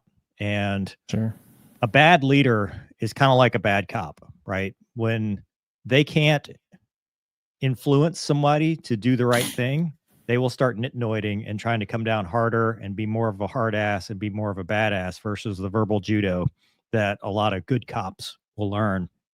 The cops I always liked were the ones that, like, look, when I do a traffic stop, they got to earn the ticket, right? I'm going to talk to them about whatever I saw, but my going in proposition is not, I'm here to write you a ticket and whatever. It's, I'm here to influence and change behavior. And if, it doesn't look like that's going to do it, okay, then we're going to do the ticket. Same thing with bad leaders in the Air Force, where, they will nitnoid and do the harshest thing they possibly can and try to, assert their dominance on day one and fire this person and show that, make examples out of people. Right. If you have to make examples out of people, you're doing it wrong. I'm sorry. You're just not good at your job. And if you have to tell people you're a leader, you're not the leader, right? Like, it should be. If somebody has to ask. Yeah. Right. Yeah. Also, there was a comment there in the chat. I do want to clarify something for my story. Tents are like buildings. Oh, but they're made of like clothing. Yeah. So it's mover and I thought that was some kind of a French word for something. Right. Yeah. No, it's a derivative from the Greek. I was going to let it go. Yeah. I just glazed over. I just want to cover that. Picturing I appreciate it. Tommy Lee Jones and an Apache. There were tents in that movie. Zippers forever. No, it was camo netting. They didn't even get tents. They got camo netting. Oh, they were roughing it. Okay, got it. Yeah. Zippers Forever says, bring back professional fighter pilot 04 Max and flying as a profession. I mean, that's an Army thing, right? Having a warrant officer that's. I was watching the documentary of Apache Warrior, and they were talking about the warrant officers being the experts, and the lieutenants are like, oh, I'm not going to mess with them. I will push back on that just a little bit. Okay. And here's the only reason why. I think that's awesome, that idea. But you have to make command appealing enough that people like those people you're describing like that want to go be the commander. Yeah, so you're in other push words, the turds to the top. Yeah, and if you can, well, the professional pilot, that's awesome. But I want one of those people, right, to want to be the one that wants to be the commander. You want the Robin Olds kind of guy, because if you'd have given him the choice, he would have never. You want the guy that doesn't want to be the commander. Absolutely. Has the personality. Yeah. You want the guy that you have to go dig around in the squadron. He's hiding from you all week because he knows you're going to ask. And then you finally find him in the parking lot as he's trying to drive away. And you're like, dude, I need you to interview to be squadron commander. And then he gives you that look like, oh, man, I don't want to do this. Well, that's the guy you want. I could be wrong for the reasons, but I know that the Australian Army had that. They had that in their pilot corps where you had guys that do like a command track and then just, fly track. But they got rid of it from what I understand. And it's probably the same reason that, you have to incentivize those dudes because otherwise, exactly, not only cream rises to the top. And I think I was fortunate in that a lot of my commanders, they work their tail. I mean, command, like you get your rear end kicked, like there is no doubt, right? Yeah. But if that's all your folks see that you talk about or that you look like, we're probably not doing it right either. Like they have to see some joy in that, like you love it too. And it makes them want to go do it, because if it looks like nothing but misery, the total wrong people are going to want to go do it then. They're the ones that are willing to take the misery for the ego hit or whatever. But we have to make it appealing. Even as commanders, you've got to, I mean, Casmo, you probably are the same way, but you even though you're getting your tail kicked, you have to not always show up with that on your face. Right. And I think what I hear from a lot of people right now is folks that I think would make, phenomenal commanders or things like that. They just don't want to do it, and I think we got to figure that part out too, is how do you get it where they want to go do it? Get rid of all the nerd stuff that's associated with it. Hey, in a lot of ways, you ain't wrong. There's a lot all of the that nonsense. stuff. Travel vouchers are where I'd start. I'm on a little bit hold of on. soapbox because I got another one to do. We got BJ, who's in the Air Force, says, especially when those DTS travel vouchers take 6 to 9 months to get paid out. Nice. Amen. Yeah. And you're sitting on that bill. Yeah. I don't miss that. On that topic, Justin asks, what do you think about removing the need for college degrees in order to fly? Do you think more people would sign up and stay like warrant officers in the Army? But I think college degree today, it's like screening masters for. Yeah. I mean, I think it's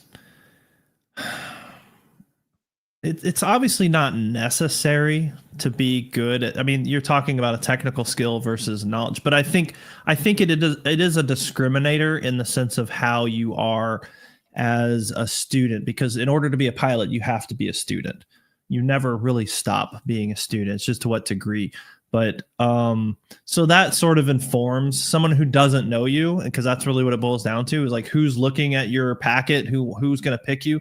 If you have college and this guy doesn't, that's a discriminator. That's a positive that shows, okay, this guy is, at least on paper, shows a level of discipline and ability to do something that this person has not, either because he can't or because he just has chose not to. So that's what it tells me. It's more about what it shows you as a character and as a student than just the ability to figure out how to fly. A monkey can fly an airplane. That's not hard. Sir, what do you think? I really liked Casmo's description of pilots are lifelong students, because it's one of the things I love about it. But as an airline instructor, I got 55, 60-year-old folks coming through training, and they're having to learn stuff new every year, and they've learned the skill of learning. Like there is a skill to that is unique. And again, it's taking a book that's 7,000 pages long, and in a very short period of time, how do I whittle it down to what do I need to know on a V1 cut? Like at 100 feet when the left engine goes out, how am I going to handle that? And we don't have time to teach someone how to learn. We have time to teach people how to execute and the right way to do it. But I need someone else to have taken that time to get them to the point where they can do that skill. And if there was another way, maybe there's some other, 5-10 years from now, there's a trade school way that happens. But I agree with what you said, that it's a delineator, and I at least know, and it's not perfect. Like there is a percentage who skated through wherever and they didn't learn how to learn. But generically, Rocky's not here, sir. We don't need to be talking about him. I was not going to use a name. But it is a delineator of someone else has taken the time to teach someone how to learn. I don't care if they were a history major or psychology or whatever. They have learned that skill, and I don't have to deal with that aspect now. Right. So that's a good point. I like it. Buzz says, I remember the mental health minute last was so good. That is what Shawn sounds like, an awesome boss. Looks good on paper. King Checks heavy. in the mail.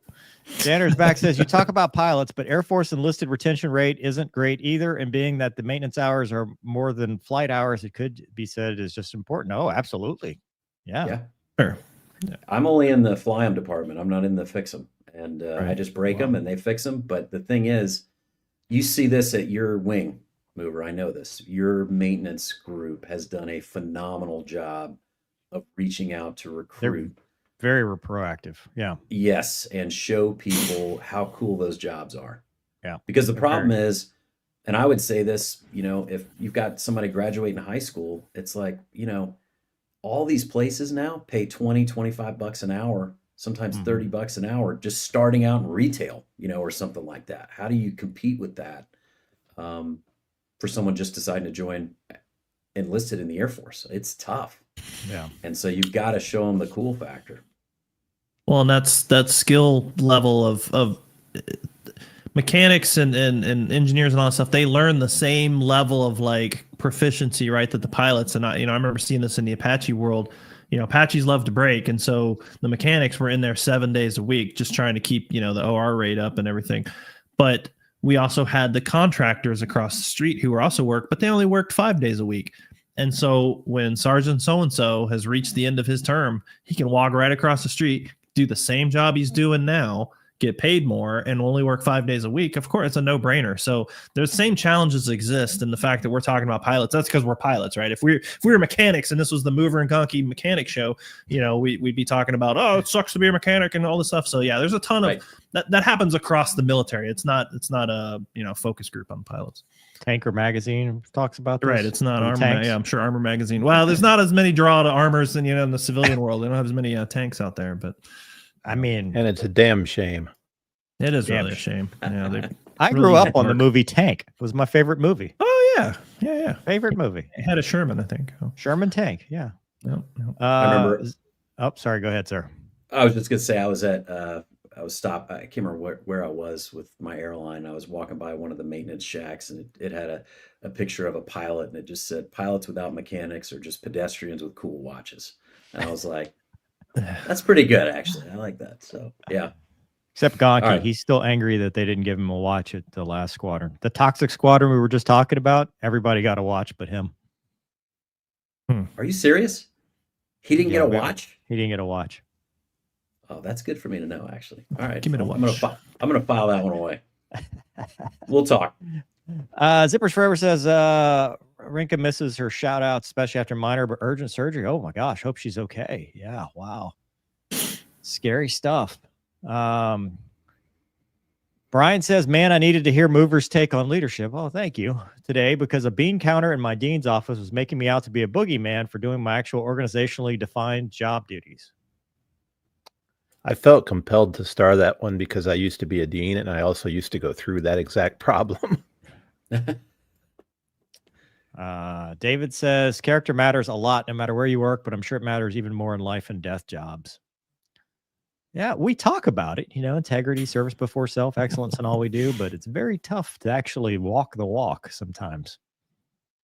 Squat says, Surfland Admiral did a talk with my command early last year and said the same thing. We were all recruiters. They're pushing HARP duty hard now. Is that the aerosol thing where we're changing the weather? Yeah, is that up in Alaska? Is that what they're talking about? The antennas? I don't know. It's a HARP. Harp duty? Isn't that some sort of recruiting thing, isn't it? Home is that Hometown area recruiting. Hometown area recruiting. What's HARP with the weather? Isn't HARP with some weather? You're It's going to get a completely whole different. lot of comments that you're not gonna HAARP, wanna hear. conspiracy. Adam 12 was my motivation, not the salary, says John. He's a cop. All right. So let us begin. We've beaten the horse to death. Truth. Airliners with fuel emergencies after Starship explodes. So there were some audio of the Starship exploding, but then they later declared emergency fuel. Can you make it large, Doug? Enhance. Play the tapes.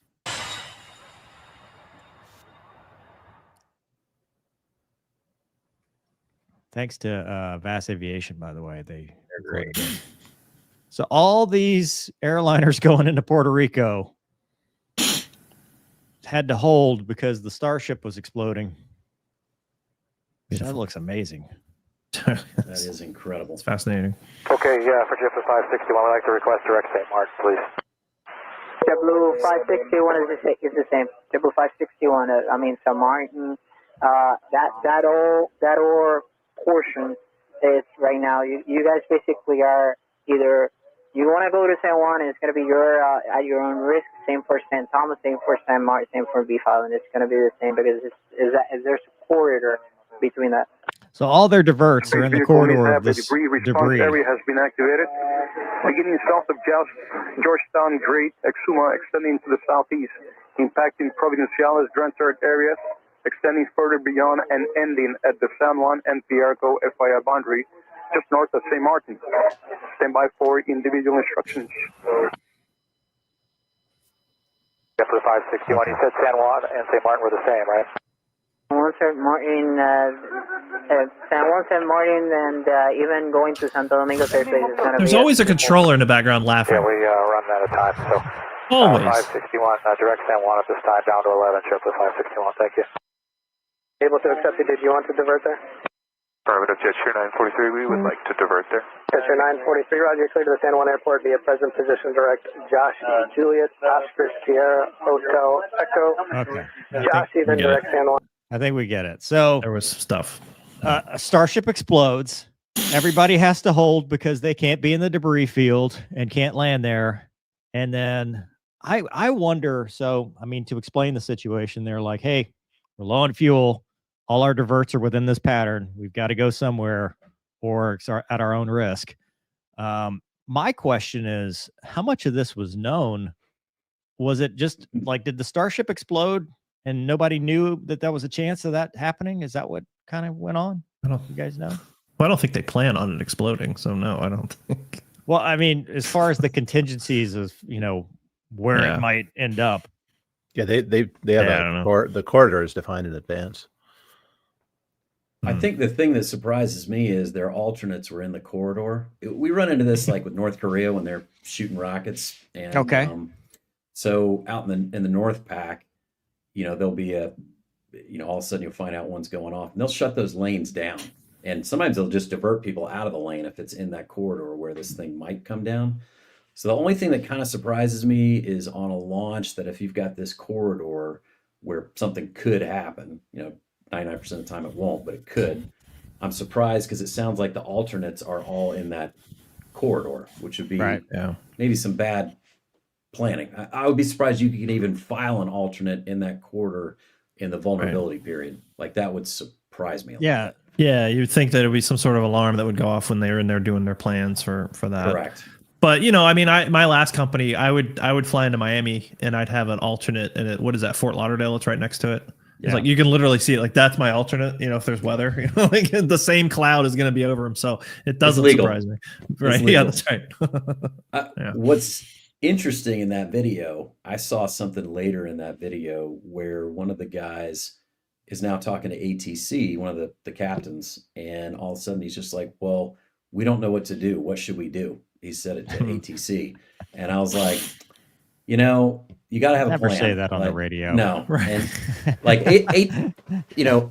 first off, everybody wants to be the captain until there's captaining to do. Like that's you get paid the big bucks. And now you got to decide, where do I want to go? And I may get hit by a rocket, which was not on my bingo card for that night, certainly down in the Bahamas or St. Martin. But, I think declaring it and going, I think it's something we're weak at. If you look at safety-wise, airlines as a whole, we don't declare maydays or emergencies nearly enough. And there's a hesitancy to do that. And then just take charge and go. And then they're there to help you and give you advice. Don't second guess when you've made that decision. I'm glad that we're talking about this. I just had this happen last week. We took off out of I think Dallas, and we were heading empty up to Aspen to pick up some passengers. And weather was good. Like we checked it multiple times because Aspen's always kind of a pain in the butt. It's difficult to get in there. And as we're coming in, we're even checking. We've got ATIS. everything's clear. And as we're coming in, we get told stand by for holding instructions. And they put us in a hold, and they gave us expect further clearance in an hour. And we're like, we don't have gas for this. And so we just immediately started looking at, okay, rifle is the closest. That's where we're going to go. It's always in the back of our head. But we committed to it. And then the weather started to kind of clear up. We're like, nope, we're going to rifle. Like, that's what we're doing. And that's what you gotta do. But yeah, I agree with you 100%. We gotta just have the plan and make it, because that's a horrible feeling too when you start putting in the hold or something, something like this going on, and man, that gas, it just keeps getting lower and lower, and it's not a good feeling. Yeah, I mean, you would think the dispatchers would be talking to them too.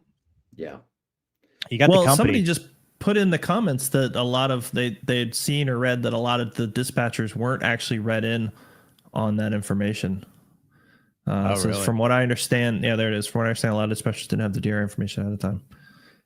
I think that's the part that's going to be super interesting. Is so you're carrying no alternate at all.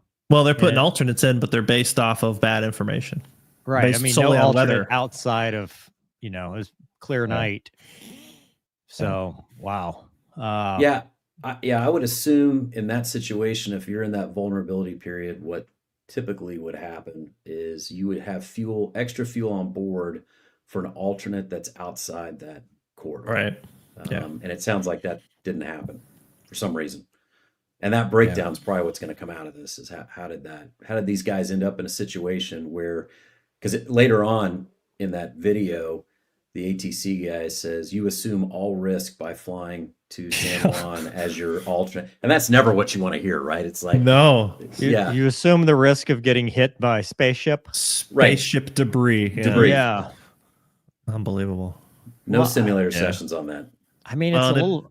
Well, so what happened with the shuttle, right? I mean, this had to be a factor when the Columbia mishap happened, right? Because that's a major corridor, DFW to New Orleans. I mean, AEX, that's all over there. I wonder, if when the shuttle was flying, if they had like a contingency plan or something. Yeah, I don't know. Rude airliners around. I never thought about it before. Yeah, I haven't either. It's not something that's in my wheelhouse. Which is probably why. Like, it's probably still such a, I don't know, just not built in. Plus, that's sort of a chaotic area as far as ATC is concerned. Yeah. It's kind of a mess. San Juan. Have you been to San Juan? Mm-hmm. Oh, yeah. It's that can get interesting real quick. I broke there. It was awesome. It's a great trip. Oh, yeah, it's a good place to go. But that it's a great place to be stuck for 3 days. Yeah, it's a little chaotic. Yeah, Zipper Trevor said there used to be a NOTAM. It's weird that this happened. You remember it was in December, like third week of December, I think. It went right by U-Mover. There was that debris field from one of the satellites that basically went from New Orleans all the way up to like Detroit or something like that. And it went right over Memphis, and I was going by Memphis when it happened, and everybody lit up on guard. Finally, someone wasn't meowing for 2 minutes. You're on guard. And, guard. And guard. Yeah. And it was like hundreds and hundreds of pieces of this thing coming down. And it actually went through my mind. I was like, well, that stuff's going somewhere. Like, not all of it's burning up. This would really suck. Right. If one of those came right through. I'm like, yeah. Delta 6-9 is defending east. Defending from what? I mean, what do you say? Yeah. You're over there in your 7-3 just doing the wop wop wop wop bank angle. Awesome. Yeah, things I never thought I'd have to do. Well, that's probably the MCAS. It automatically starts doing its jink. Detects debris. Yeah. Wow. Okay. It's probably too soon. Okay, well, so what have we learned? Be the captain, and it was probably buried in those NOTAMs, like unlit tower, 25 feet. Right, 25. Like bird activity, flaming space debris, all quadrants. Yeah, space debris. What's space debris? Between Bravo and Alpha. This information. Right. Yeah, but there's way too busy. But there's no snow on the ramp in Puerto Rico. There'll be like 9 of those as well. Yeah, the runway is dry. Yeah. Thank you. Appreciate that. Five. Right. All right, we got one more moment of levity. Sir, have you been thinking about the mental health minute? Because I'm going to call on you here in a minute. I've been thinking. What? It's like I forgot. This is not mental. We talked Hold about on. this. We got one. TikTok is cancer and people are stupid. So I think you're done. You just said everything you needed to say. play the That's all video. there Well, is. hold on.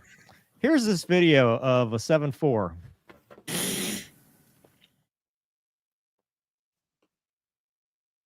Double rainbow. I muted the audio because it's not appropriate for family audiences. You know, it's some Okay. idiot thinking, Understood. why is it stationary?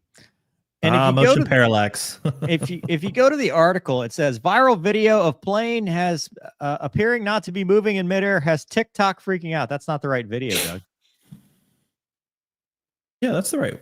No, that was bigger. This is 7.4 Oh, with snow. but Anyway, it's the same. It's the only one I phenomenon. could get to work. It doesn't matter. They're all idiots.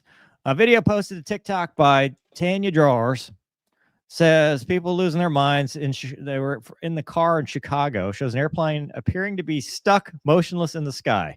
The quotes are glitch in the matrix. This isn't the first time I've seen this in Chicago either. Truman Job says, I'm sorry, what? Can't no plane just sitting idle? Yeah, definitely a glitch. Now, maybe a jet, but no. Airplane can sit idle like that. It's just not possible. He's at a red light. Everybody freeze. That actually was my taxi brief last trip I flew. Can't no airplane sitting idle as we were about to push out. So, And then I don't know what else we got. The plane took a screenshot. Well, that's like those videos where the shutter speed matches a helicopter's blades, and so it looks like the helicopter's sitting there. hovering and the blades Yeah. are just sitting there. There's another one I just saw like yesterday and like flew over and it looked really cool because it looked like, yeah, the blades were not moving at all. yeah. But, you know, I can't, like, Are it you hurts me. surprised? We were banned. It was banned for like 45 minutes, and it. It was so good too. That was. I Such love a freedom of glorious speech, time. but they're idiots. but They're just stupid people. I don't know what else to say. And this is the same group. You know what? They started looking up at the sky at night, and now they've moved to daytime. And so now during the day, they've discovered that large airplanes look stationary relative to their own movement due to a concept that Professor Casmo has just pointed out called. motion parallax. Thank you. Look at There that. we go. That's wild. That is cool. I mean, that's It's cool. pretty cool. Yeah. I think it kind of ruins the aesthetic, though. yeah. Yeah. How are people not freaking out about this? That you could freak out about. Why not? Casmo, why But- they leave the gear down so long? I watched the documentary Airwolf, and they suck the gear Right. up like immediately. Like immediately. I've never flown a helicopter with gear. In fact, I was talking to some because we have helicopters at my company, and I was talking to some of those guys one day, and I was just like, man, I don't know how I could make that transition. I'd always forget about the gear. I imagine they have a light or something. It just does. It seems unnatural to me. No, you pick it up before it's weight off wheels, so that as soon as weight off wheels happens, Right? Yeah. you can just hover at a foot off the ground and kind of bounce the gun pods or the. Well, I used to forget about locking the tail wheel on the Apache all the time because I just wasn't used to even having gear. Like on the Kiowa, we just had the skids, you know. So I'd take off and the tail wheel would be back there flapping. So you just hit the button. You just hit the button, and then the slipstream throws it into place. So I learned that trick pretty early. But is ground looping a thing in the Apache? I mean, I guess theoretically it could be. Yeah. Well, I think that the problem was if you had to do a run on landing or a roll on landing, and that wasn't locked, then it's going to be problematic. But yeah. I've always wondered why they leave the gear down because it's like it looks so much cooler with it up. Well, I imagine that's especially in that where they were taking off hovering, like that's the worst auto. time for the engine to cough, right? And it's like I don't want to be thinking about I got to drop the gear, so it's probably once they get going. I don't know. I just made that up. Rather look cool though. I like it. Yeah, look cool. All right, well that's it for that segment. That was short but pointless. Yo Tubin says, "Hey, that's a way to save fuel. Who needs 3D printed part? Just stop the rotor." yeah, True. If you turn the fan off, you will save gas. See, we have smart people watching this show, not like the That's right. TikToks. Not like the TikToks. Okay, the mental health minute. Send it. Nothing. Okay. Well, John's got something. Nope, John's got something. Oh, you got It's too something? late. I got something. If you don't have anything, No, I can, you got I something. can We'll roll come it. back to John. John's is very specific. Oh, Strangely specific. wait, appropriately specific or No, it is. inappropriately specific? He said the psychological benefits of volunteering, donating, or supporting those who may have lost everything in a disaster, which is a good one. Yeah. Well, But I'll talk about that one for a second because you talked Oh. about that when you were talking about, I think when I was on, we were talking about kind of those steps of digging out of the hole. And one of them was when you hit that point where you're helping other people, you are rapidly going to dig out, where it's not about you anymore, but we're actually, spending your time, your money, your effort, whatever your treasure is, on other folks. That's where you're going to dig out of this pretty quickly. So yeah, he's not wrong. No, it's definitely, you have to help your fellow man in the broad sense of the word. But no, I was hoping because last time you had a banger, as the kids say. I was hoping, you're gonna come back. I could come up with something. Casmo, you got something? No, but okay. Can't even fake it. He's in the barracks. I'm still thinking about tents. Yeah, something we talk about training wise, and this has come up several times with aviation, especially. If you look at like the top 5 most stressful jobs in the world, usually aviation is usually top 3. Sometimes it's number 1, kind of because of all the things it takes to get here and medicals and ATC and flaming space debris coming down and all these other things, right? So they talk about the stress and what that does to you long term, and anxiety and those kinds of things, and what it does to you physically and mentally, and how we're designed for like fight, flight, or fawn, those 3 things, but not every single minute of every single day. So in other words, we're designed to, you're swimming and the great white shark shows up, your nervous system kicks in, throws everything at it. You get out of the water, you go to like Kansas for the rest of your life. You never go in the ocean. And that system has done what it was supposed to do. You survived. But then now, like modern society, we got these things constantly bonging away at us, or traffic, or jobs, or whatever, social media, the TikTokers, whatever it is. And it keeps you in this constant like orange state of anxiety and stress. And so we were kind of talking about this from a airline pilot and military pilot perspective of how do you shut that system off, physically, not just with talking to somebody or counseling or things like that, but are there physical ways to turn that circle that does good things for you in the right situation, but it does terrible things to you if it's constantly running like a loop. That's where you get like real high cortisol levels, diabetes. They say Alzheimer's can come from this. I mean, all kinds of things that aren't good come from long-term stress, and this job creates it. I mean, it's part of what we have to deal with. So one of the things we talked about, and I can't remember if you guys have talked about this or not over the years, but breathing, like the really basics of, and there's multiple apps that we've recommended. Calm is one, Breathe is one, Headspace is one.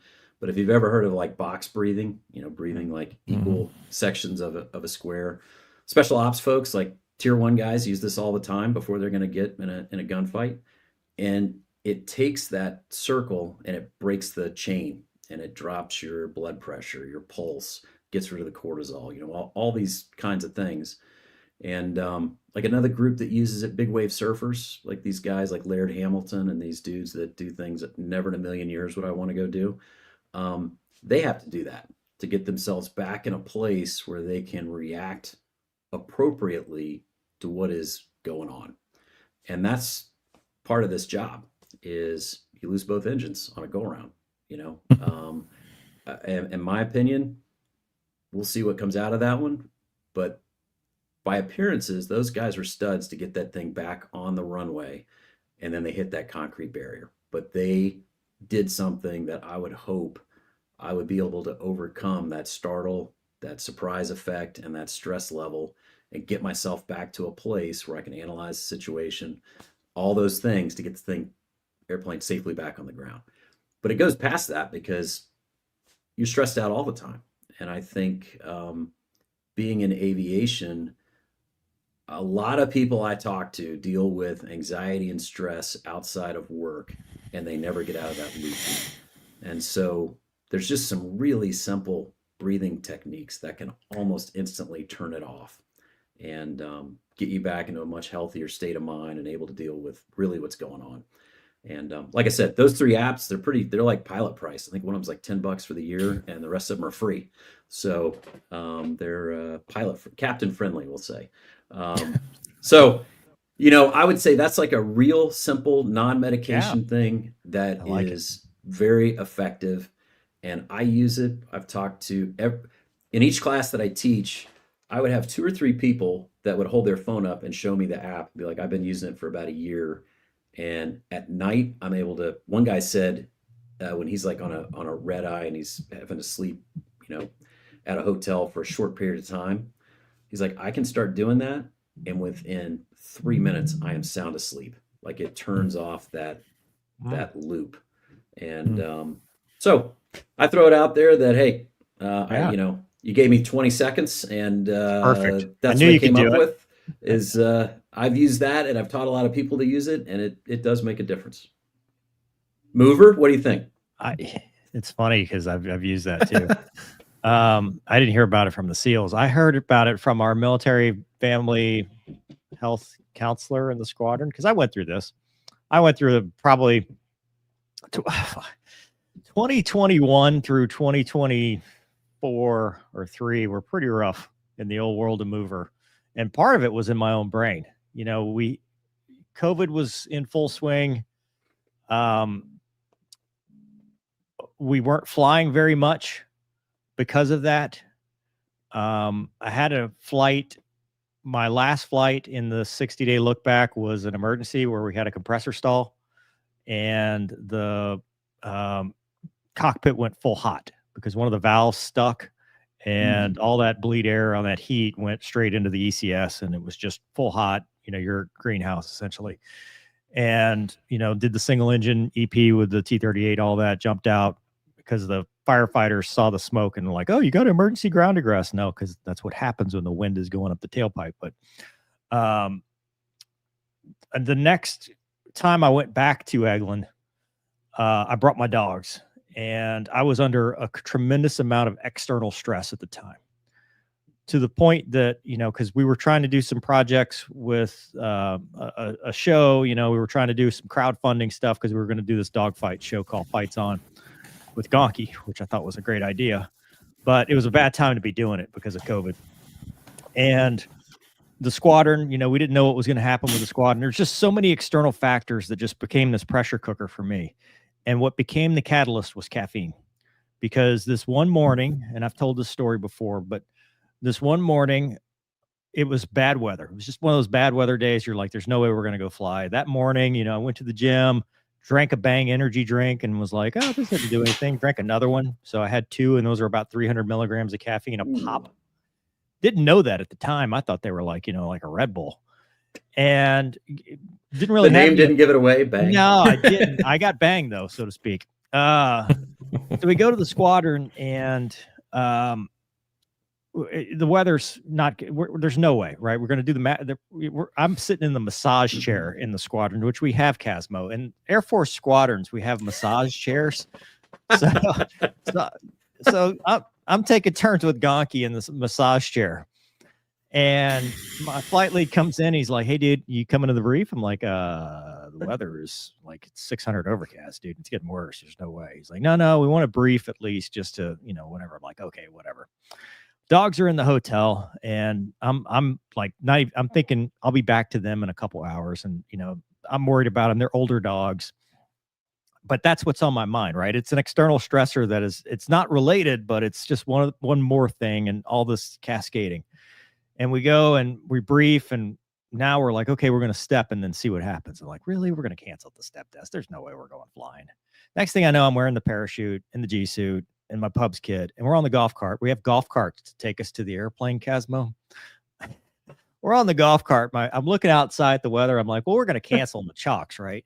My flight lead looks over at him. He's like, hey, when's the last time you did a formation takeoff? I'm like, last year? I don't know. It's been a while. He's like, all right, formation takeoff standard. We may need to get this into the weather. I'm like, we're really going. And now I'm starting to think, I don't want to go. I don't want to go because dogs are in the hotel. If I divert, I don't know what's going to happen to them. You know, I'm thinking about them. I'm thinking about, I don't want to fly in this because it's T-38. And the last time I flew, I had a compressor stall and the ADI kind of tilts every now and then. And, you know, it's not really reliable instrumentation because it's original from 1968. This is not, I don't want to do this. And I start up and I'm like, there's no way. We're going to call ops and say, hey, you know, taxi 2. And they're going to say, cancel, come on back, you know, beer lights on. We taxi out and I'm getting to the hold short. And I'm like, I really don't want to be here, you know, because they're calling now it's 500 overcast, which in a T-38 is pretty sporty. I mean, we can go down at the time, we could go down to 300 feet. Later, we got a real good squadron commander that said if it's less than 1,500, that's just too, the instruments are too old. We don't have the technology for this. Yeah. So I remember sitting there and for the first time in an airplane, I go, I don't want to be here. And as a adult fighter pilot, you know, grown ass major, you know, couple thousand hours, I could have gone, you know what, I'm going back. This is over. But instead, the wingman in me goes, no, flight lead says we go, we go. And as I closed the canopy, I just remember it being this sense of I'm trapped in this thing now. Like it was like closing the coffin on me. I just like, you know, you start feel flush. You're like, why am I feeling like I don't want to be in this airplane? We line up on the runway. You know, give him the head nod. We're about to do this formation. I'm like, holy shit, we're really going. I don't want to go. This is not my time to be in this airplane right now. We light the afterburners and his lights and mine doesn't. And I'm like, okay, because now time's slowing down because I really don't want to be here. And it lights just far enough that I'm about, you know, one ship, you know, T-38 length behind him as we go. How many rotor discs? It's one rotor disc. Okay. We're one rotor disc behind. Going into this weather, trying to get on board, heart's racing. I'm sweating now. I don't want to be in this airplane. And now I'm like, the best possible scenario for me to get back is to do an entire radar pattern. It's 30 minutes no matter what I do right now. And that is just like, it's all cascading. It's all going. I take my mask. Like I am now, you know, Will Smith's wingman in Independence Day, right? Going, oh God, you know, I don't want to. I wish I could breathe. Yeah, I wish I could. And so we get up above the clouds, you know, because it's just this lower deck, and then it's scattered all the way above. And we check in with approach, and I hear one of the experienced guys coming back from the airspace, and I literally hear these words: "Please, please, please, I'm begging you, give me vectors to final. I cannot do the full procedure because Eglin ATC was trying to give T-38s the full procedure flying the arc." Because their radar was out and they couldn't do it. And he's like, I will have to divert. And now I'm thinking, I want to have to divert. The dogs are back there. What am I going to do? You know, they'll die in the hotel. Not that they were going to die in the hotel, but this is the kind of stuff you're just spiraling at this point. Yeah. And I'm like, I don't want to be here. So we get to the airspace. We go all the way to the airspace. They're like, oh, weather's too bad. We cancel. We come back. And now it's the daisy chain to land this thing. And they're like, we need you to fly full procedure. And we're like, unable, request vectors. So they put me on this vector and forget about me. I'm going all the way out, you know, 20 miles north of the field to turn back. And then this Raptor guy's like, hey, I'm tied on you. You can lead us back. I'm like, you're the Raptor. Why are you tied on me? Right. What? That's a bad idea. So as we turn final, I'm like, is my ADI tilted? Is it right? I'm trying to cross check because, you know, these things are bad. And as soon as we turn final, the DME goes away. Like there's no DME. Perfect. I'm looking at the handheld GPS now going, okay, well, I'm going to base it off this because I'm sure shit not going around. I am not going 20 knot, you know, crosswind. I'm not going around. I'm going to land this thing, break out of the weather at 500 feet, slam it on the ground, taxi in. And I'm like, holy shit, that sucked. That sucked so bad. What the hell? Why did I feel like that? And my flight lead, we meet on the golf cart. That's how we get to and from Casmo. We meet on the golf cart, and I'm looking for somebody to go, that sucked. That was bad. And one of the experienced guys goes, nah, wasn't that bad. It's been worse. And I'm sitting here going, what the fuck is wrong with me? Why did this just happen? And from that point on, it became a 6-month journey. That moment right there became a 6-month journey of trying to overcome my own mind. Because from that point on, I was afraid of being afraid. I called Doug. You know, I called Doug and said, hey, dude, what just happened to me? Like, I don't know. And the feeling was so intense because the amygdala and, you know, all that stuff, the cortisol spike, it was so intense that now I was hyper aware of that feeling. And just thinking about it would make it come back. Like, it was like, holy shit, what was that? And so I got to the point where I didn't want to fly. I didn't want to, like, as soon as I sat in the airplane, you know, heart started racing. I didn't want to go. I'd find reasons. I'm like, you know what? No, this thing's got a problem. I'll go back. And thankfully, there was a military counselor, kind of like our DPH, that worked with me over the course of these weeks. And it was grounding exercises, breathing exercises, you know, going out, walking on the beach, just grounding your feet, you know, thinking about things that you're grateful for, thinking about things. Because what she talked about was your cortisol is just spiked. You're through the roof. You're in such a high state of stress or fight or flight all the time because you've got all these external factors. It's not the airplane because you love flying. It's just that's where it happened. That's where you finally, you know, the pressure cooker hit, and now you are stuck, you know, with, I don't want to have that happen, because then you get afraid of being afraid. And it took a long time to get through it. And the breathing that you talk about, the square breathing, was essential. You know, I heard the whole, you can't be anxious or nervous when you're singing. So I'd sing to myself. Yeah. I'd talk myself through checklists. You know, I'd be, hey, what's the next thing I can do? You know, I'd be like, okay, I'm going to do this, and then I'm going to do this. And it became a fake it till you make it, to the point that by the time I did my Finny flight with Gonky, I said this on the tapes, I can't believe I was ever afraid of this, because I was having so much fun again. But it took that amount of time of working it. And that's what I'll say to anybody that's going through something like this. Number one, you can get through it. And number two, it's a process. You're not going to, whatever that one event was, whether it was stupid, whether it was valid, whether it's PTSD, whatever, it takes a while to work your way back out of that cave. Casmo, what you got? You probably should have spent more time in that massage chair. Maybe it would have calmed you down and made everything okay. But no, I mean, I think every pilot, at least every military pilot, because I guess it's a little different in the civilian world, like you're going. But in the military, like where you're like, we're not going. And then like you go through, like once you do that one word where you're like, there's no way we're going, that is it. I don't care what's going on. You cannot get me out of that hole. That's where I live. And I've done that in Afghanistan. I've launched where it's like, nah, we started the day like, we're not going anywhere. There we go. Heck, the day I got shot, we're not going anywhere. They start briefing that we're going, like, all right, we're going to go. So yeah, I can understand that. But yeah, you build it up in your head with all of the external, and we talk about that, right, in flight school, you know, external factors and all these stressors, self-imposed stressors. So your dog's in that case. Yeah, Doug, what do you got? I don't have much to add for real this time. I want to highlight some things. You guys really covered it well, and Mover, that was, you know, you described a textbook case. If that makes you feel any better. It does not. Congratulations, though. It does not. For legal reasons, this is a joke. Right. That's for demonstration purposes.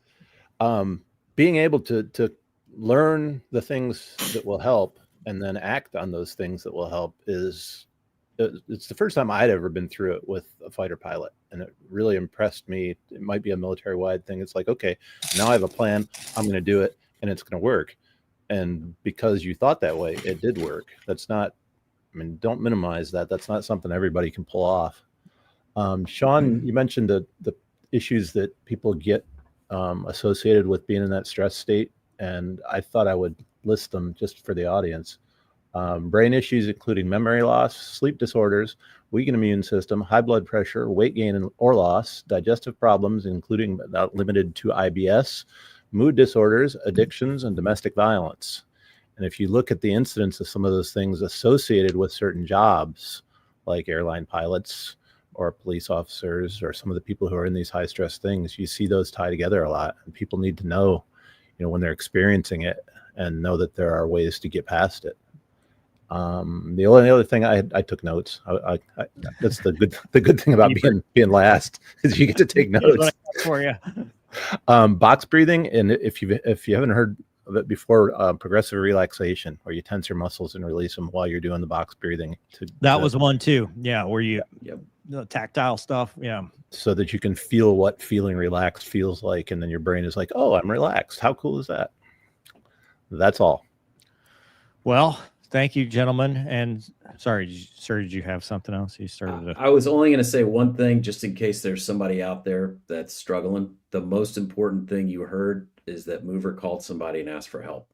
Yeah. And that is hard to do. And so if I were going to credit Mover with anything, I know he did a ton of work over those 6 months, but he might disagree, but I would say from watching a lot of people go through things over the years and in units that I've been a part of, the hardest thing he did was calling somebody and saying, I don't know what just happened to me, but I need some help. And so if anybody out there is listening, that's the most important thing he did. I would also add, now that I'm getting older and taking ACSC, if you are in a position of leadership, it is your obligation to take care of your people. And if you see somebody going through that, or if somebody comes to you and says that they're going through that, take it seriously. Take it seriously and help them get the help that they need, but don't judge them for it, and don't make them feel like, because that's as type A personalities, in this profession in general, we have pride and we have this sense of, checklist. We can handle any situation as long as we know what to do. We got a checklist. We've got a plan of action. And in something like this, when your mind is your biggest enemy, that's almost impossible, because everything you thought you knew is wrong now, because, your brain was always your best weapon. Now it's your worst enemy. So what the hardest part is the feeling of judgment, or thinking that you're going to be judged when you take yourself off the schedule because you don't need to be flying airplanes, when you go get help because you're worried you may never fly an airplane again if it's done wrong, because there are ways to do it, and there's good ways to do it, and there's bad ways to do it. And some very bad people will take you down a path that's going to ground you for a long time. So you got to be careful with that. But having a leader, which I did not have, but I think is important to have somebody that can recognize it and go, hey, dude, you're safe. You're okay. Take as much time as you need. Don't worry about anything else. You did the right thing. Let's get you back in an airplane. Otherwise, I think you risk even worse situation, to include suicide. I think somebody that's in that situation that has a leader that says, hey, you're just a pussy, suck it up, you're going to end up with a situation that's not going to be pleasant. Absolutely. Okay. All right. Well, that's all I got. Anything else for this? I'm sorry to keep you so late, sir. I know we promised. Not a problem. I'm just glad I got invited. Yeah. Doug started a couple things. So real quick, 80s mental health was getting drunk together afterwards. Don't be like that. That's called alcoholism. Petting a dog will do wonders. Luna. True. Luna was a puppy when that happened. She was a baby. She was at puppy school learning how to be a good girl. Kate says, good for you, Mover. Thank you for modeling a way out of the cave. Mad respect for your transparency. Yep. Hope it doesn't burn me. Zippers Forever says mental health was so overlooked in the 80s. G Stu says the fact that you talked to someone, worked it out, is the healthiest things you could do. Good on you, Mover. I mean, you had to, because you wanted it to work. Like, that's the biggest motivator, is that I want to enjoy flying again. I don't want to hate the thing I love. Jonathan West said, needed Mover story. Been going through that all weekend. Being a truck driver, I'm out here alone. Very easy getting a bad spot mentally. Yeah, spiraling is bad. And one of the things was, because you would spiral and be like, okay, well, if this happens, and this bad thing's going to happen, and this bad thing's going to happen. And the nice lady I was working with would just be like, you got to tell yourself, stop that, or in pilot speak, knock it off. Find your word to get your mind to go, I'm not going to think about this for a second. And it was, stop that, knock it off, whatever your thing is. So the spiraling is what kills you. And that's it. Gentlemen, thank you for subbing for Gonky. It took 2 to make 1 Gonky. Golden retrievers are hard to replicate. I hope he's okay. He's gallivanting across the peninsula of Florida in his RV. So braving the sun. And then he's got surgery, so who knows what's gonna happen. Oof. Yeah. All right, everybody. Good night. We'll see you next week. Thank you, Colonel. Thank you, Casmo. Colonel Casmo. Never. All right. Good night, everybody. Bye, Hey, everybody. folks.